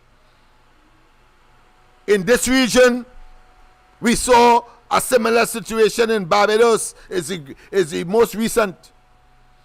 But of course, with good planning and good vision, they seem to have been doing well. I'm not certain if they are out of the jaws of the IMF as yet, but that's one. And I remembered very distinctly, just around the middle of the Kamala Prasad Bissasa's term in office, when ECLAC, the Economic Commission for Latin America and the Caribbean, based in Chile, talked about 6 countries in the Caribbean that should be given debt relief. Yes, they should write off their debts, because their debts are so huge, so insurmountable, that they were recommending. Among them, of course, would have been Barbados. What is significant is those that were not among them, and Trinidad and Tobago was not among them. Grenada, St. Vincent, St. Lucia, Dominica, and even Jamaica. but they were asking for debt forgiveness for them. Yes, indeed. That is what we face today. By the mismanagement, the deception, the criminal conduct, criminal behavior that has now mushroomed and has taken root in every nook and cranny in the country, as everybody looking either to do a shortcut or get an extra dollar for not working for it. And the greatest perpetrators of that episode, of that scenario, is the entire government, ministers, the cabinet, and the kitchen cabinet, whether it be directors of boards of state boards, directors of state boards, whether chairman or directors, not working for it. The country is in a mess, shambolic state. So let me once again say to you, young people in particular, and of course the general population, that what you should be asking this government is why it is, if things are so honky-dory from time to time, that they would have stated, how come there is not an upward or an increase or an augmenting of the reserves that you met there over 12 months of import. 12 months of import. Today we are looking at around 4 to 5 months of import with what we have there now. Halved. It has been halved. And then, of course, you took out from the Heritage and Civilization Fund. Took out from it. That's quite apart from the borrowings external to these sovereign and other savings that we would have accumulated, left by the Kamala Prasad Bisasa administration for them to administer. And nobody has a business or a country to manage, and then you take the position that your job is to spend. This is not a family affair. This is not a private enterprise. This is a government. This is a population where children are born on a daily basis, and whilst we have debt, clearly the amount of debts does not equate to the amount of births, and therefore there will always be a segment of the population that has to be nurtured, that has to be serviced, that has to live, that has to benefit from the resources of the country. And any well-meaning and concern and foresight government would be thinking along that line. But instead, what we have here as a government are people who are reducing, emasculating, stealing, taking away, and still have the audacity, the temerity, the gall, and the effrontery, and the bold-facedness to tell us that they are doing well, and that the country must have faith. And just to bring up the rear and to demonstrate how deceptive and evil these people are. For the mid-year review, everything was hunky-dory, nice. That is what we were told. We were living in utopia, not knowing that a few months later, because you have to speak the truth in an affidavit to the court, as the PSA resisted their membership being part or incorporated into the entity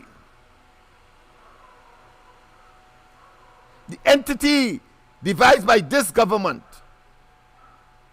to collect taxes in lieu of inland revenue, in lieu of customs and excise. Yes. The Revenue Collection Agency. And they took the matter to court, the PSA did, on behalf of their membership, who would be directly and indirectly affected. Inbert now sends an affidavit saying that without the implementation of this pernicious, harsh, and brutal entity, the only kind they can conjure up and deliver unto the people, it says that without it, there will be tremendous revenue shortfall, and we will have to live with any recovery of sort. I don't know if he believes somehow that the people of Trinidad and Tobago are so stupid to put them back in there in 2025. But he says that the only time they could recover from that is from 2027 going forward. That is the level of wickedness, deliberate conmanism, and criminal behavior we have purporting to be minister, sometimes deputizing for prime minister and ministers of government today. That is what they have been condoning. Could never tell the truth and let the people genuinely judge. Let the people genuinely adapt. But no, it is about you could do, because somehow you have been given the devilish authority, the devilish mandate to hoodwink, deceive, destroy, distress, generate ache, pain, and agony. And as a consequence, the dystopia rather than the utopia that they verbalize, but the experience is dystopia, endangerment.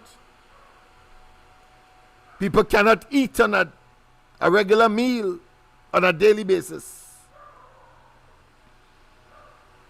Education system in shambles. Crime and criminality out of control. The health sector in brutal chaos. And a government that resides in no man's land. Yes, distant, aloof, disconnected, and disabled to respond in spite of the largesse that they would have inherited back in 2015 after the 2015 general elections that brought this albatross to fruition in Trinidad and Tobago. Yes, indeed, people, we must understand, and once again, whether macro, whether is micro, the government must tell us how they arrive at the stabilization that they are claiming of the economy and their optimism when they moved the reserves that they met in 2015 from over 10 billion US dollars to now vacillating around 4 billion US dollars. They must tell us. They must tell us what is the true state of affairs with respect to the Heritage and Stabilization Fund, because there is another phenomenon unique to this government that occurred with that fund, you know.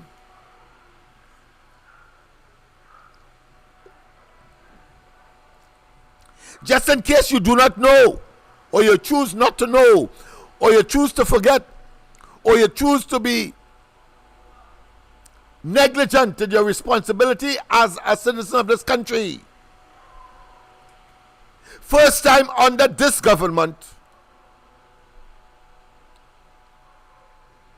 the Heritage and Stabilization Fund, I think in 2020, 21, 22, thereabout, the Heritage and Stabilization Fund failed. It didn't make a cent, in other words. Yes, unique to this government. And you telling me that Rowley and they are not consummate and unadulterated failures? Some may prefer to say blight. Some may say cursed. Well, I say all of the above. All of the above. And for the first time under this government as well, unique to it. The National Gas Company, the so-called cash cow of successive administrations, not just the UNC administration that would use the excess liquidity of this entity in order to, of course, pursue their national development agenda, as they so always had and must have the right to so to do, as this Rowley government did. The only difference with this one, they raided so much, they took out so much, that at a time when they really needed resources, having, of course, shut down Petrotrin and the oil refinery, which Imbert said was in fact a net earner of foreign exchange, ultimately. They cannot tell us yet what is the true reason for closing it down or closing down Petrotrin, since all recommendations at tremendous expense to us were that they ought not to have been closed down. An opportunity loss. Opportunity loss are unlimited, having regard to the war between Russia and Ukraine and the thirst for energy in Europe and other parts of the globe. Yes, Rowley, we know. We know. You can't fool all of the people all of the time. You may be able to fool some. And even in those circumstances, you can't fool them all the time. People must know when somebody trying to bamboozle them, especially when it is a recurring decimal. Yes. So they must tell us the opportunity cost, that which we lost as a consequence of closing it down, because all now we would not have had, in my humble estimation, a problem for foreign exchange today if the oil refinery had remained. And of course it is hogwash, it is tomfoolery to suggest that over the years the 100,000 barrels that was supposed to be imported in order to make the oil refinery operate up to par, not at a loss, operate up to par, because Rowley lied us when he told us that it was losing money and broke it down to a barrel, $7 a barrel US. That wicked man, that evil man. Yes, must tell us. Because all of these will be revealed in the fullness of time when they would have hightailed out of office. Don't be surprised if you see them like people like Noel Garcia catch a flight one time and out of the country, some African country, Ghana or Kenya or Mozambique. Yes, we know, but it's a small world. It's a small world. And Interpol is international. And extradition treaties are the domains of governments. So if it means having an extradition treaty, if we don't have one now with Ghana and the other African countries, then it will be incumbent on the succeeding UNC administration under Kamala Persad-Bissessar to get that mechanism going so that we can get these fellas back here and women to treat with these outstanding matters of profligacy, of waste, of corruption, of nepotism, of cronyism, pure greed,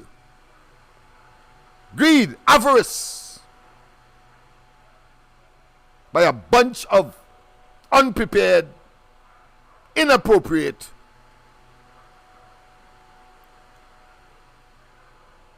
and totally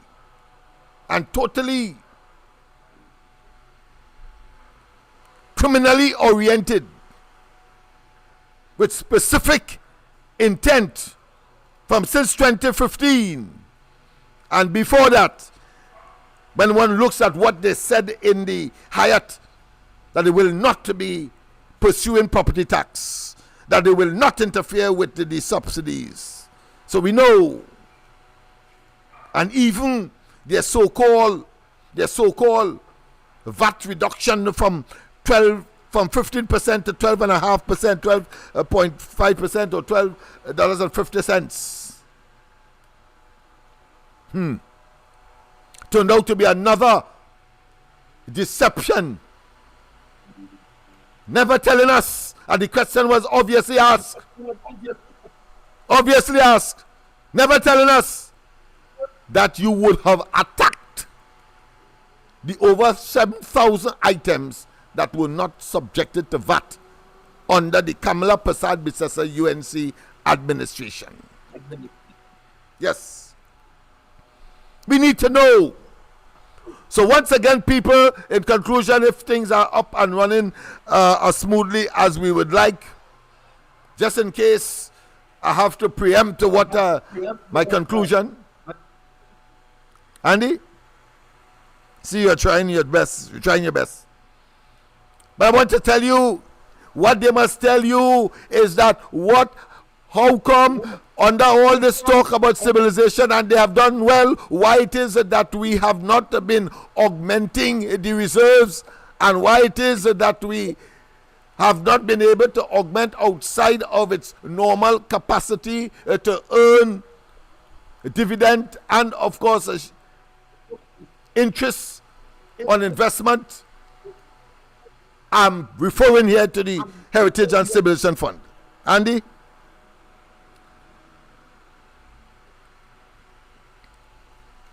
And mind you, the level of deception, the level of hoodwinking, and the abuse of semantics. And as I said, logoria and gaslighting is phenomenal with this government. Instead of telling us that, listen,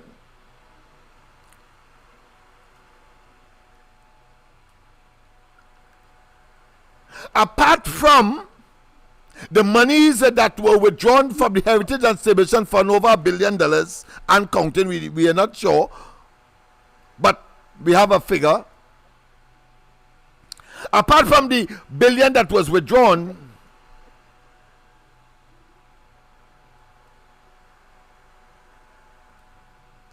there is X amount there now equal to what we met in 2015. No, they didn't say it so. Yeah, what I tell you. Deliberate to deceive. And if you are not circumspect, and if you are not perspicacious, you will be deceived. Because it was all about giving them unmeritorious credit for something that they are undeserving. Imber told us that the Heritage and Celebration Fund is back at the same level where they met it in 2015. Full stop. Full stop. Built into that statement, if you are unsuspecting or you are an ignoramus, you would see that it suggests, one, that nothing was taken out. That's the first thing. Two,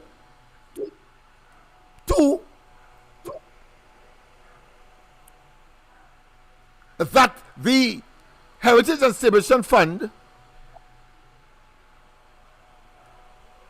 somehow has been increased at the same time because they had something to do with it. The government had something to do with it.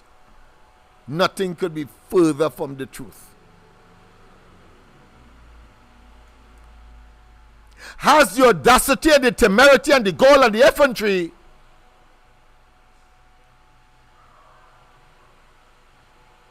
to try to generate this innuendo, this misleading statement, when he had an obligation and on the basis of transparency and accountability to tell the population, listen, if it is now back up to where we met it in 2015, but if we did not take out that $1 billion,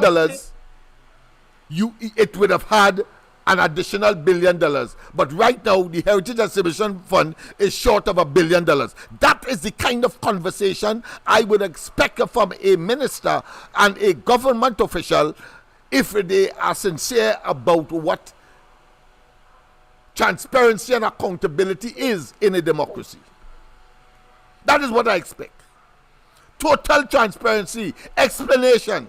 But no, want to fool you to make you believe that somehow they did something, nothing at all, because the fund has a built-in mechanism through investment across the globe to generate its own revenue and its own, therefore, profits in the process. Understand that. Something like, of course, the unit trust. They take your money and they invest it in stocks and bonds and shares and so on across the globe, but of course with some degree of due diligence and prudency, they would have had, of course, hired somebody to do that abroad, to manage their portfolio, so to speak. And the profits from that, the gains from that, whether it's dividend as the case may be, it is then, of course, put with what they have in reserve or in stock, and then pay out to you, the investor, at the appropriate time based on the various packages or the various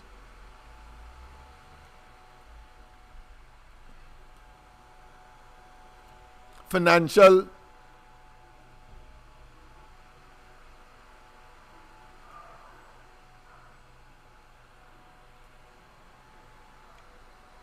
mechanisms and financial benefits or financial creations by this particular entity. Well, of course, it's the same thing as far as the Heritage and Celebration Fund is concerned. Yes. So just want to make sure that you understand that. So any one of them tells you that we are doing well, that they are responsible for this and that, you need to always show your mind back to the reserves and the Heritage and Civilization Fund. And if they cannot show you that they have put money there, then it means, therefore, they are trying to, as Rowley would say, blindside you. They're trying to catch you by surprise. They're trying to ambush you. Right, people? So I thought it was important, of course, to raise these issues with this opportunity that has been presented. Let me just reiterate that there are some technical issues that we are resolving. And, of course, the time check is just about 8:30. So we have 30 minutes again in essence. I'm sure that all and sundry are working feverishly to solve this problem. In the meantime, of course, it's my duty to speak and to speak to you. Having regard to some of the developments, I know that I said that I'm a bit tired, a bit exhausted with all of the developments moving at frenetic pace. And of course, I wouldn't consider myself to be a spring chicken. So therefore, it means therefore I have to make certain that I have some reserves. And all this work. And I want to tell you as well that I went and take a rest about 7 o'clock or before that. Got up just before 12 o'clock.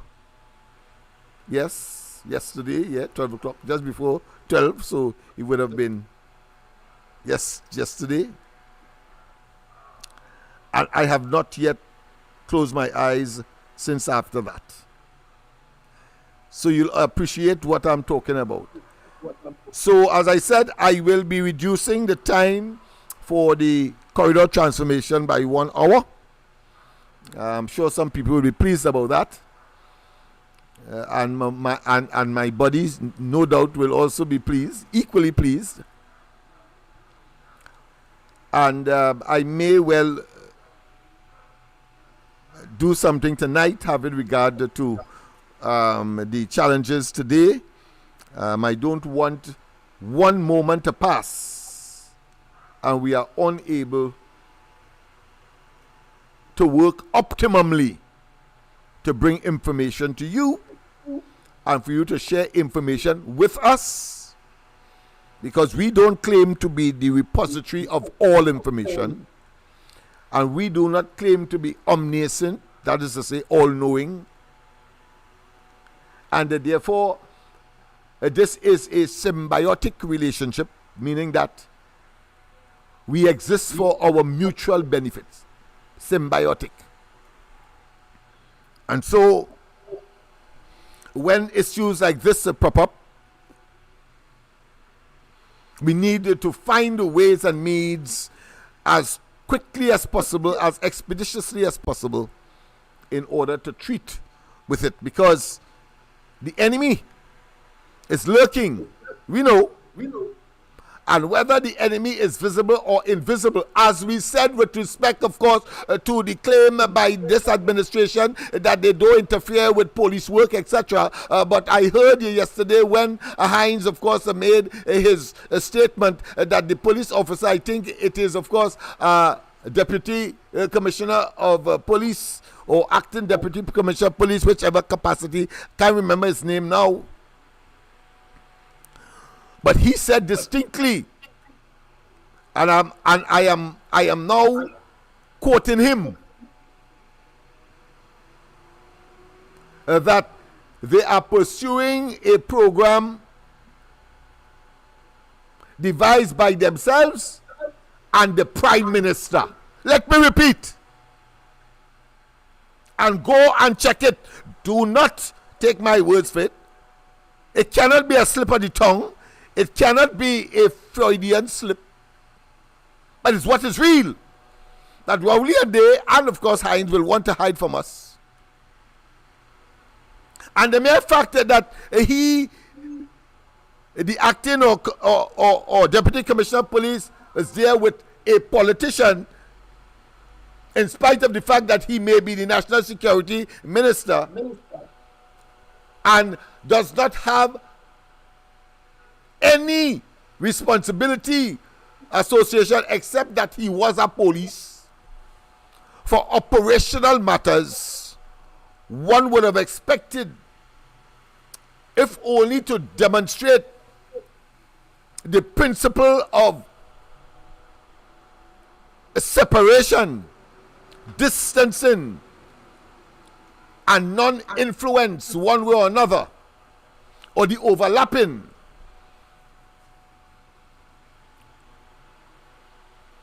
Hines ought to have a press conference on his own, and the police ought to have one on their own. But the officer, in the presence of Hines and the world, said that their program are being fashioned according to the involvement of their leadership as far as the police is concerned, and that of the Prime Minister. And I'm quoting here. Yes. Yes. So it is not practical. It is not common sense for us to take without a truckload of salt what Rowley and they were trying to have us believe. And mind you, it becomes even more bizarre and more what I consider to be procedural, more intrinsic as to this government infiltration into institutions such as the police. We know of the EBC, very crucial. We know of the Police Service Commission. Yes. We know of the most, what I consider to be reprehensible conduct of Dr. Rowley. He being one-fingered or eyed for questions to be asked of him or put to him or addressed to him as far as the fake oil AV matter is concerned. And what he did as Prime Minister, and the juggernaut position that the Prime Minister has in the sphere of things and in the operationalization of the Constitution,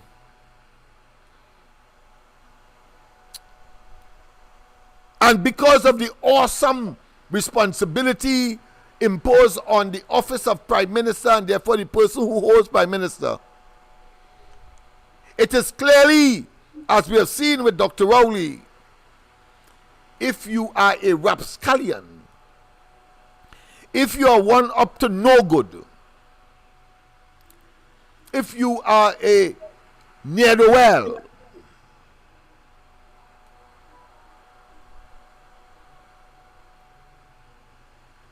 the ability to abuse power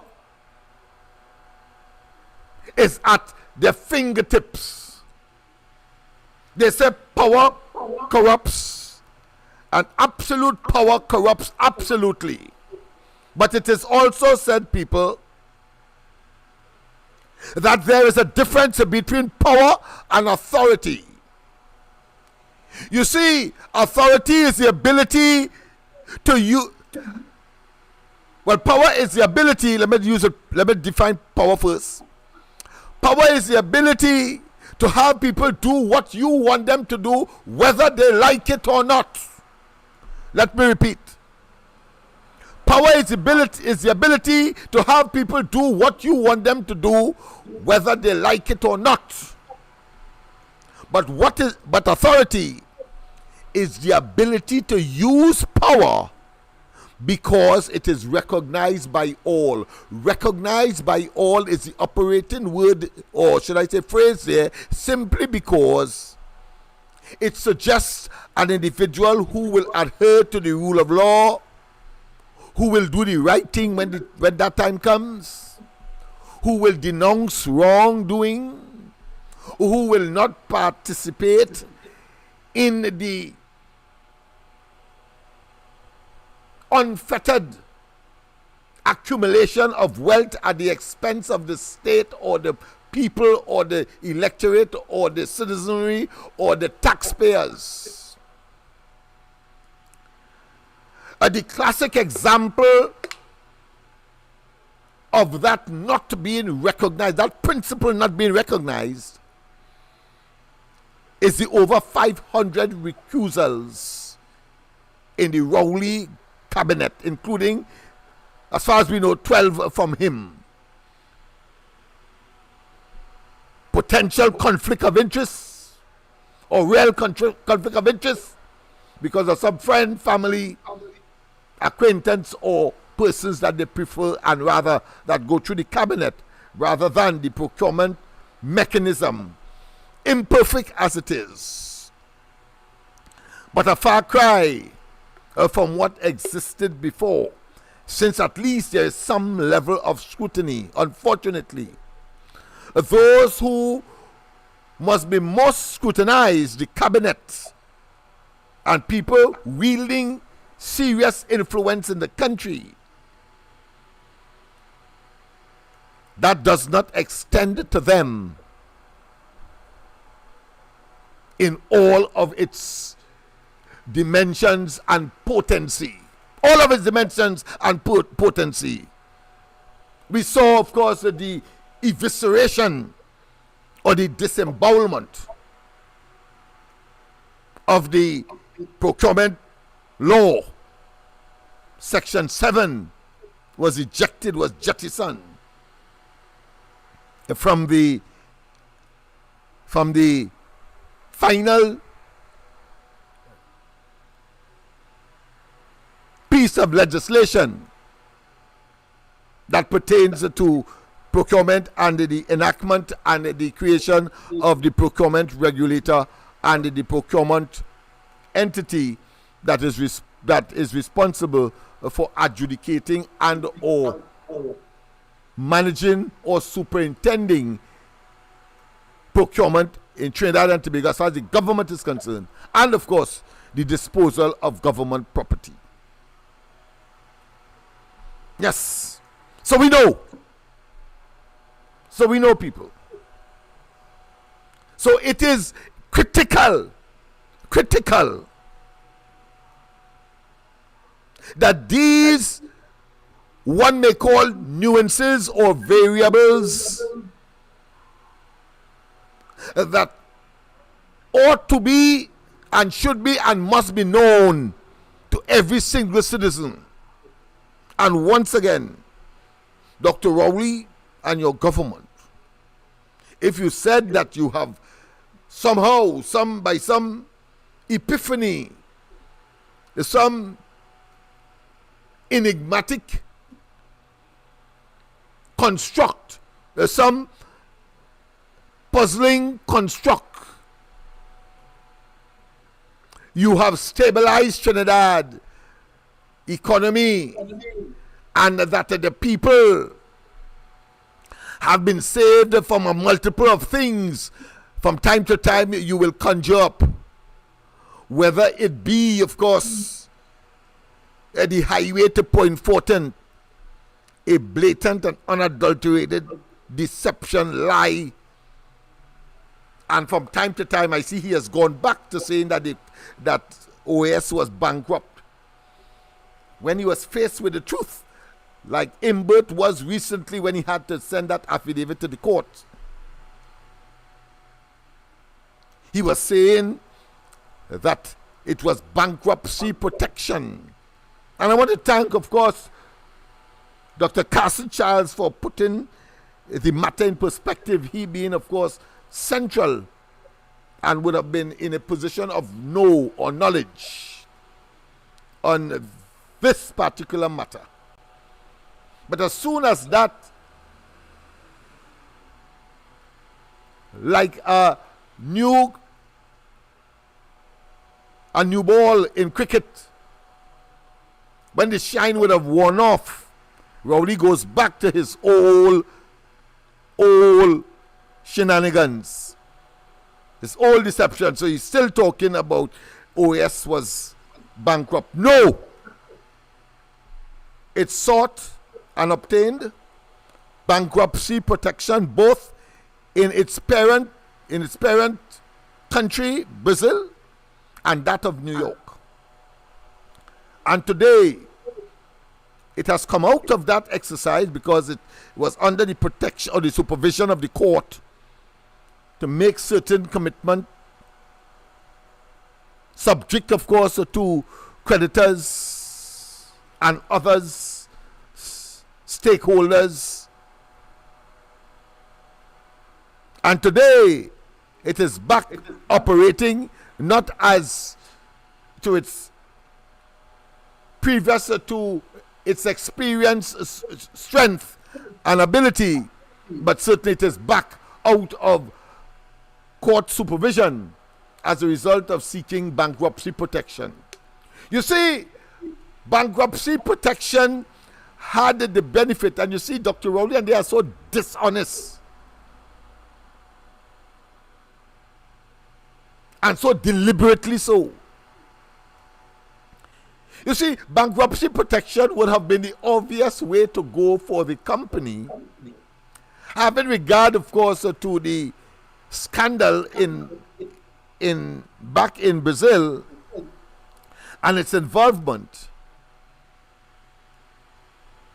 But it is a strategy that business adopt when there is the potential, because of bad name, because of the deterioration of goodwill. Goodwill, it is called. Yes. Yeah. Businesses seek the court's assistance, saying, listen, we're not running anywhere. We are owing people and we are prepared to pay. And there are people who have invested, and we want, of course, with time and with this plan that they would have put to the court, they believe that they will be successful. You see, I'm going there for a specific domestic situation that we have had that ought to have been pursued, but did not by this government. I know that some of you know what I'm talking about, but let me just finish OAS. So OAS used that mechanism. It doesn't happen just like that. They have to prove that they are able to the court, that they are able, of course, to meet what they are saying there in order to satisfy the various stakeholders, investors, creditors, etc. And today, they are now they have returned to viability. Oh yes, I'm talking about, yes. And its subsidiaries. I make the point to let you know and be as meticulous as I have been to show that when Clicquot, the leaders and the deciders and the owners of Clicquot sought government so-called bailout. And of course that was a term, or is a term, that was adopted from the American scenario. Obama was the president at the time, and Chrysler and all of the car makers around Detroit and other places in the United States were seeking bailout.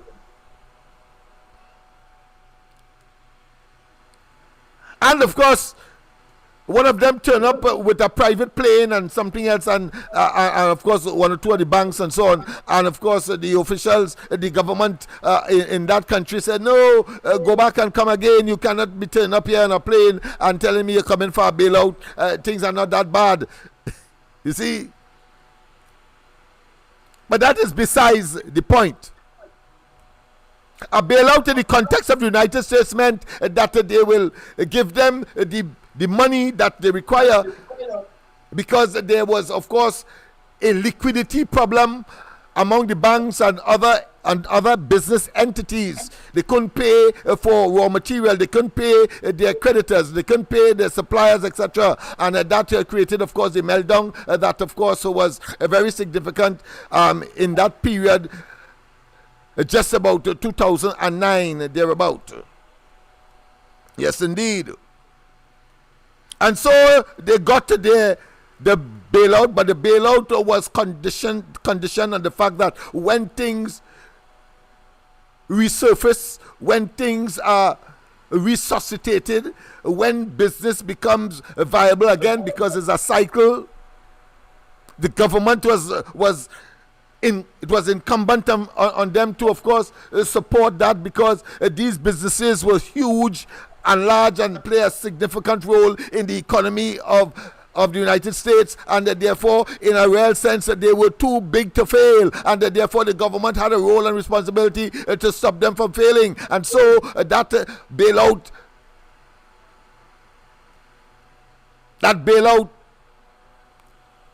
phenomenon, if you want to call it that bailout appellation, that bailout pseudonym,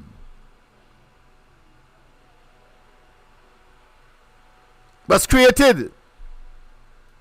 And so one expected a similar situation, particularly in an economy such as Trinidad and Tobago, where, of course, it is largely dependent on the government to stimulate private entrepreneurship and sustain businesses and so on by virtue of what is called the PSIP, the Public Sector Investment Program.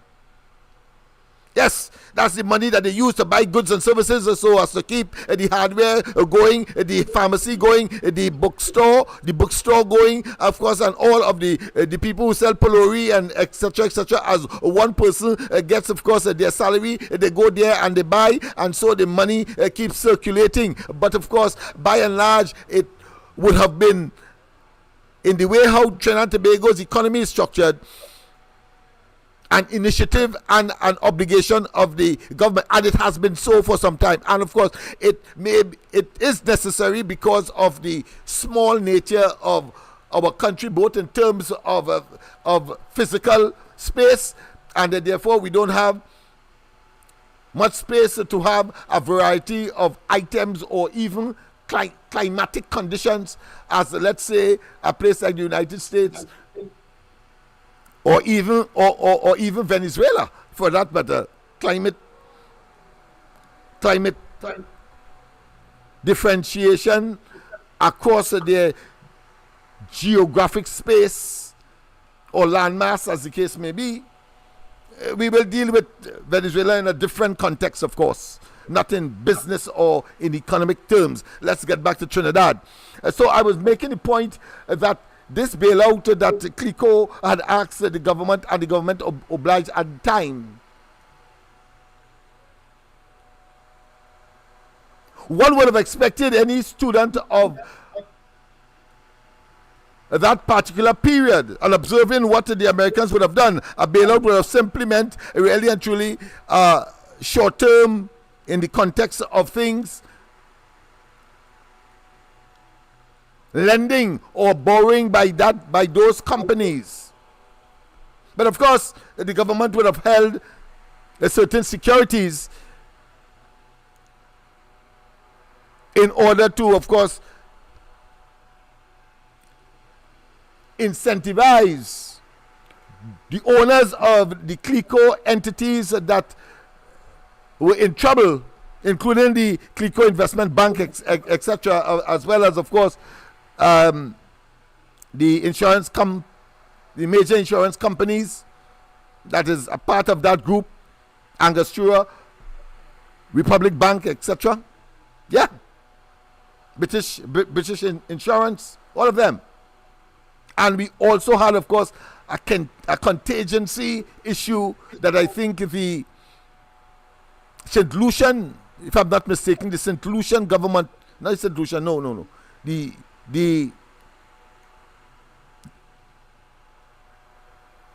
one of those small island governments, and I think, yes, and Grenada as well, who are still calling on Trinidad because their citizens have also been affected negatively by investing one way or another, whether it be taking off the insurance, as the case may be, in Clico. Yes, I think it was Gaston Brown, who of course was contemplating and threatening, of course, legal action against the government of Trinidad and Tobago, threatening to go to the Caribbean Court of Justice, yes, in order to satisfy that country's citizens' investment or investors in, of course, products that Clico would have been selling or have offered or were offering in those jurisdictions. But the point I'm making here is that the government saw it fit to give what I think is $5 billion.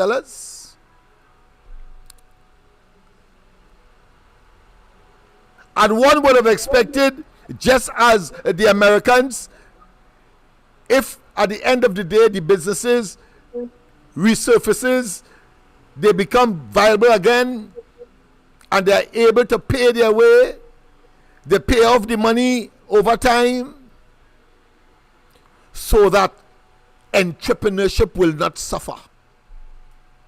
This government, this Rowley administration, they are myopic to the core, you know. They cannot see beyond their nose the greater good. And they had these former directors and investors in the companies that eventually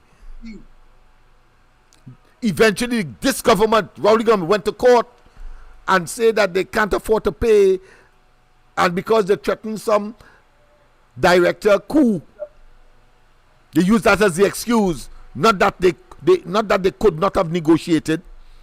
Use that as the excuse to go to court to take the people of them company. I said to take the people of them company. These people are backsides to the hilt. You know what it is to develop a multi-million conglomerate in the small land space and population among that population in the Caribbean. And Rowley and them see that they have a duty and responsibility to try to nurse these people back to health and to give them the opportunity to continue with their businesses, which were not dependent on them, were not dependent on the government to start up in the first place. The government had no role to play in these entrepreneurs as they bit the proverbial bullet. They must have sacrificed night and day. They must have agonized when things were not going good. They must have had periods of trepidation, fright, that they had earned money jumping up in this investment, in this business that they would have pursued as entrepreneurs. Their families would have made sacrifices. And Rowley and they took none of those into consideration. when these businesses were showing signs of what? Of recuperating, of reviving, of becoming viable once again, particularly the one that deals with finances such as Republic Bank and the energy company that they owned and invested in. Well, and them in see the necessity to have a cadre of persons like this who could inspire others, because the way to go in any democracy and any liberal economy is to have as much people in the private sector, they themselves generating employment opportunities, and therefore the government doesn't have that responsibility to employ its citizens as the population grows by leaps and bounds. Understand the myopia. Understand the destruction that is Rowley and his government. So what they did, they went to court and they took the people's businesses, and these businesses are now viable businesses. They have returned to viability. Yes. People, of course, I was just told that it's 3 minutes past 9. I was now getting involved. But let me just close by saying one of the advantages we have, of course, is not to being, of course, constrained by time, except, of course, for the obvious reasons that you can't have a program indefinitely. People have other things to do, as I have. So indeed, well, the point I'm making here is that Rowley and they lost another opportunity and have literally beaten the entrepreneurial zeal, not only from those who were directly involved in these major enterprises that, of course, found itself with a challenge, cash flow problem, and the government saw it fit because they were too big to fail, as the American government recognized. But over the years, they have now returned to viability. But before that could happen in totality, Rowley and they clearly saw it as an opportunity to take the people's businesses and then sell it off to their friends and family, acquaintances, and so on. Rowley and them in worker place. In Britain, worker place. But offered to their political 1%ers. And so they have it there, as partially, of course. Why so they will claim that the major ones, such as Republic Bank, is not, of course, been disposed as disquieting as any kind of disposal would have realized, because they can't tell me that they didn't dispose of the Clico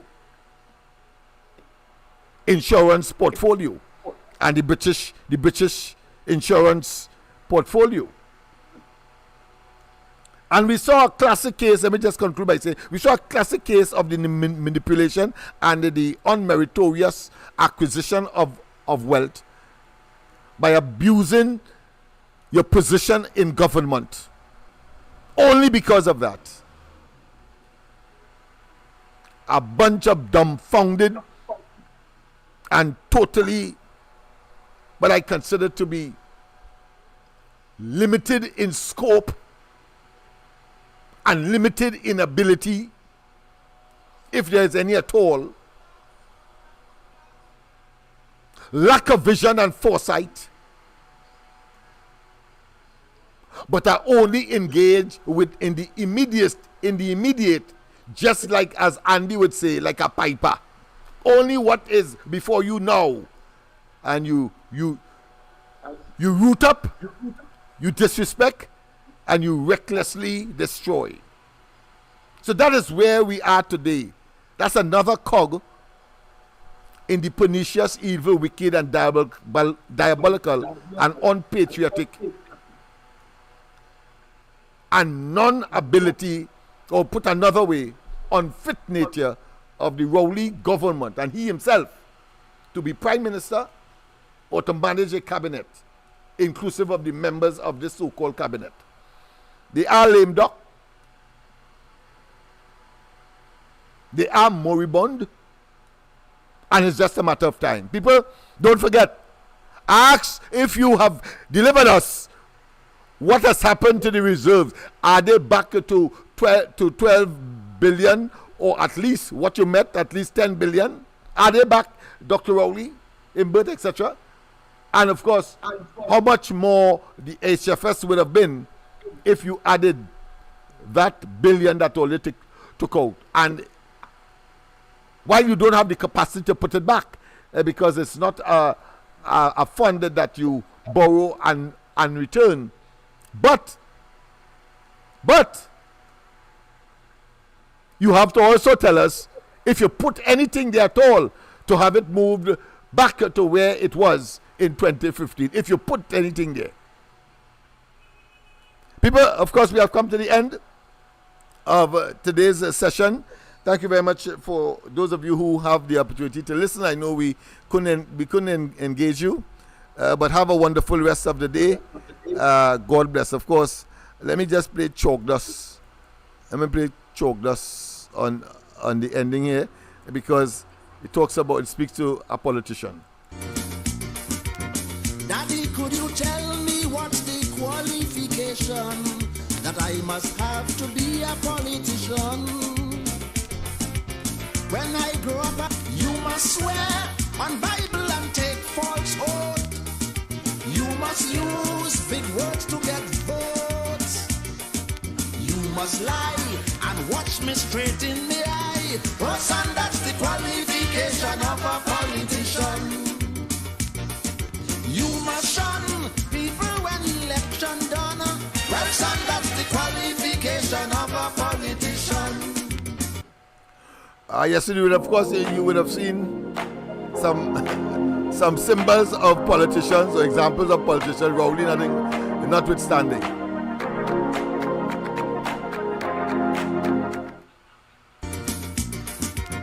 Let's say it again. Could you tell me what's the qualification that I must have to be a politician? When I grow up, you must swear on Bible and take false oath.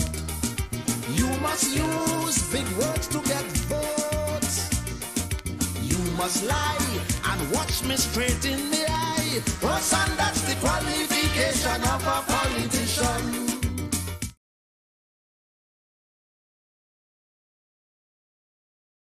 So as people, we have come to the end. See you tomorrow morning. And of course, as I said, I may well have one tonight, having regard to what transpired today in today's program. Don't hold me to it, but see you tomorrow morning. Bye-bye.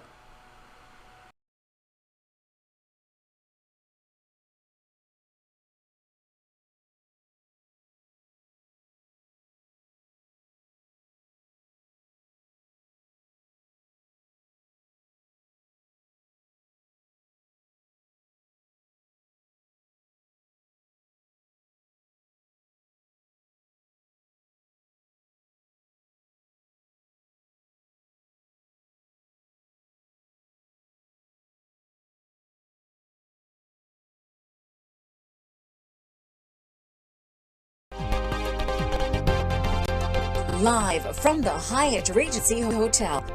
The People's National Movement 2015 Festival still launched. The dreaded property tax. The dreaded property tax. The dreaded property tax. The dreaded property tax. Anybody telling the population that this PNM coming into office will bring back that tax is the highest level of dishonesty. Let me make it abundantly clear. The property tax has already been dealt with. Dreaded property tax. Let me make it abundantly clear. The property tax has already been dealt with. What this UNC government did a few years ago they return to land and building taxes in phases. The first phase of bringing the tax back was to treat with commercial properties. The second phase was agricultural properties. And the third phase is the residential. So as I speak to you now, arrangements are already in place, put by this UNC administration, for land and building taxes for residential properties to come back into being after September 7th. That was done by Larry Hawaii when he became Minister of Finance. So for anybody in the government now to be telling the population that this PNM coming into office will bring back that tax is the highest level of dishonesty.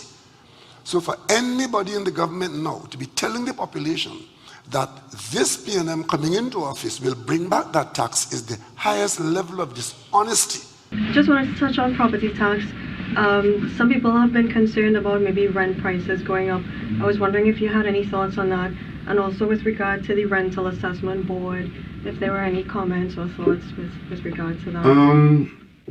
Well, again, first and foremost, if you don't have property, then you have no tax to pay. If you are a tenant, I think landlords would still prize their tenants. Tenants are hard to get at. And I think the average landlord would not want to drive his tenant out by increasing his rent because of property tax. I think there's been a lot of misunderstanding and misrepresentation of property tax, deliberately so, where people were led to believe that it would be this humongous tax based on the value of property. It is not so. The Minister of Finance has done over this over and over and over, and the numbers are numbers that we believe are manageable. And to the extent that there are people who have genuine problems, provision would be made for that, for those exemptions. So let us not overdo it. We are going through a period of change, and those changes are not all painless, but they are for the better. Speaking during the national budget presentation in Parliament on Monday, Imbert said he received the residential property valuation roll, which will be sent to the Inland Revenue Division, which will set the procedural framework for the collection of residential property tax. Property taxes are easily calculated but subject to extensive narratives of knowingly false claims, misinformation, and disinformation in making false accusations about the property tax levels that most citizens will be required to pay. Imbert said the property tax calculation is based on the annual rental value. The Board of Inland Revenue will calculate the property taxes based on the annual rental values, discounted by 10% or with an application of 3% of the discounted ARV. For example, with an annual rental value of $24,000, the property tax will be $54 per month. Based on progress in the compilation of the valuation roll, I expect that at least 50% of all residential properties, and quite likely more than 50%, will pay property taxes somewhere between $540 and $1,080 annually. Imbert said for properties with the lowest possible ARV of $18,000 or less, the property tax would be approximately $41 per month. For properties with an ARV of $36,000, the property tax would be $81 per month or $972 per year. For larger properties with an ARV of $120,000, the property tax would be $3,000 per annum or $250 per month. He said they are ensuring that vulnerable groups are shielded, as there are avenues to apply for a deferral of the tax. If a citizen cannot pay the tax due to hardship, or they are on old age pension, public assistance, or disability grants, or they have minimal income, they can apply to the Board of Inland Revenue for deferral of property tax. So for anybody in the government now to be telling the population that this PNM coming into office will bring back that tax is the highest level of dishonesty. So for anybody in the government now to be telling the population that this PNM coming into office will bring back that tax is the highest level of dishonesty. The dreaded property tax. The dreaded property tax.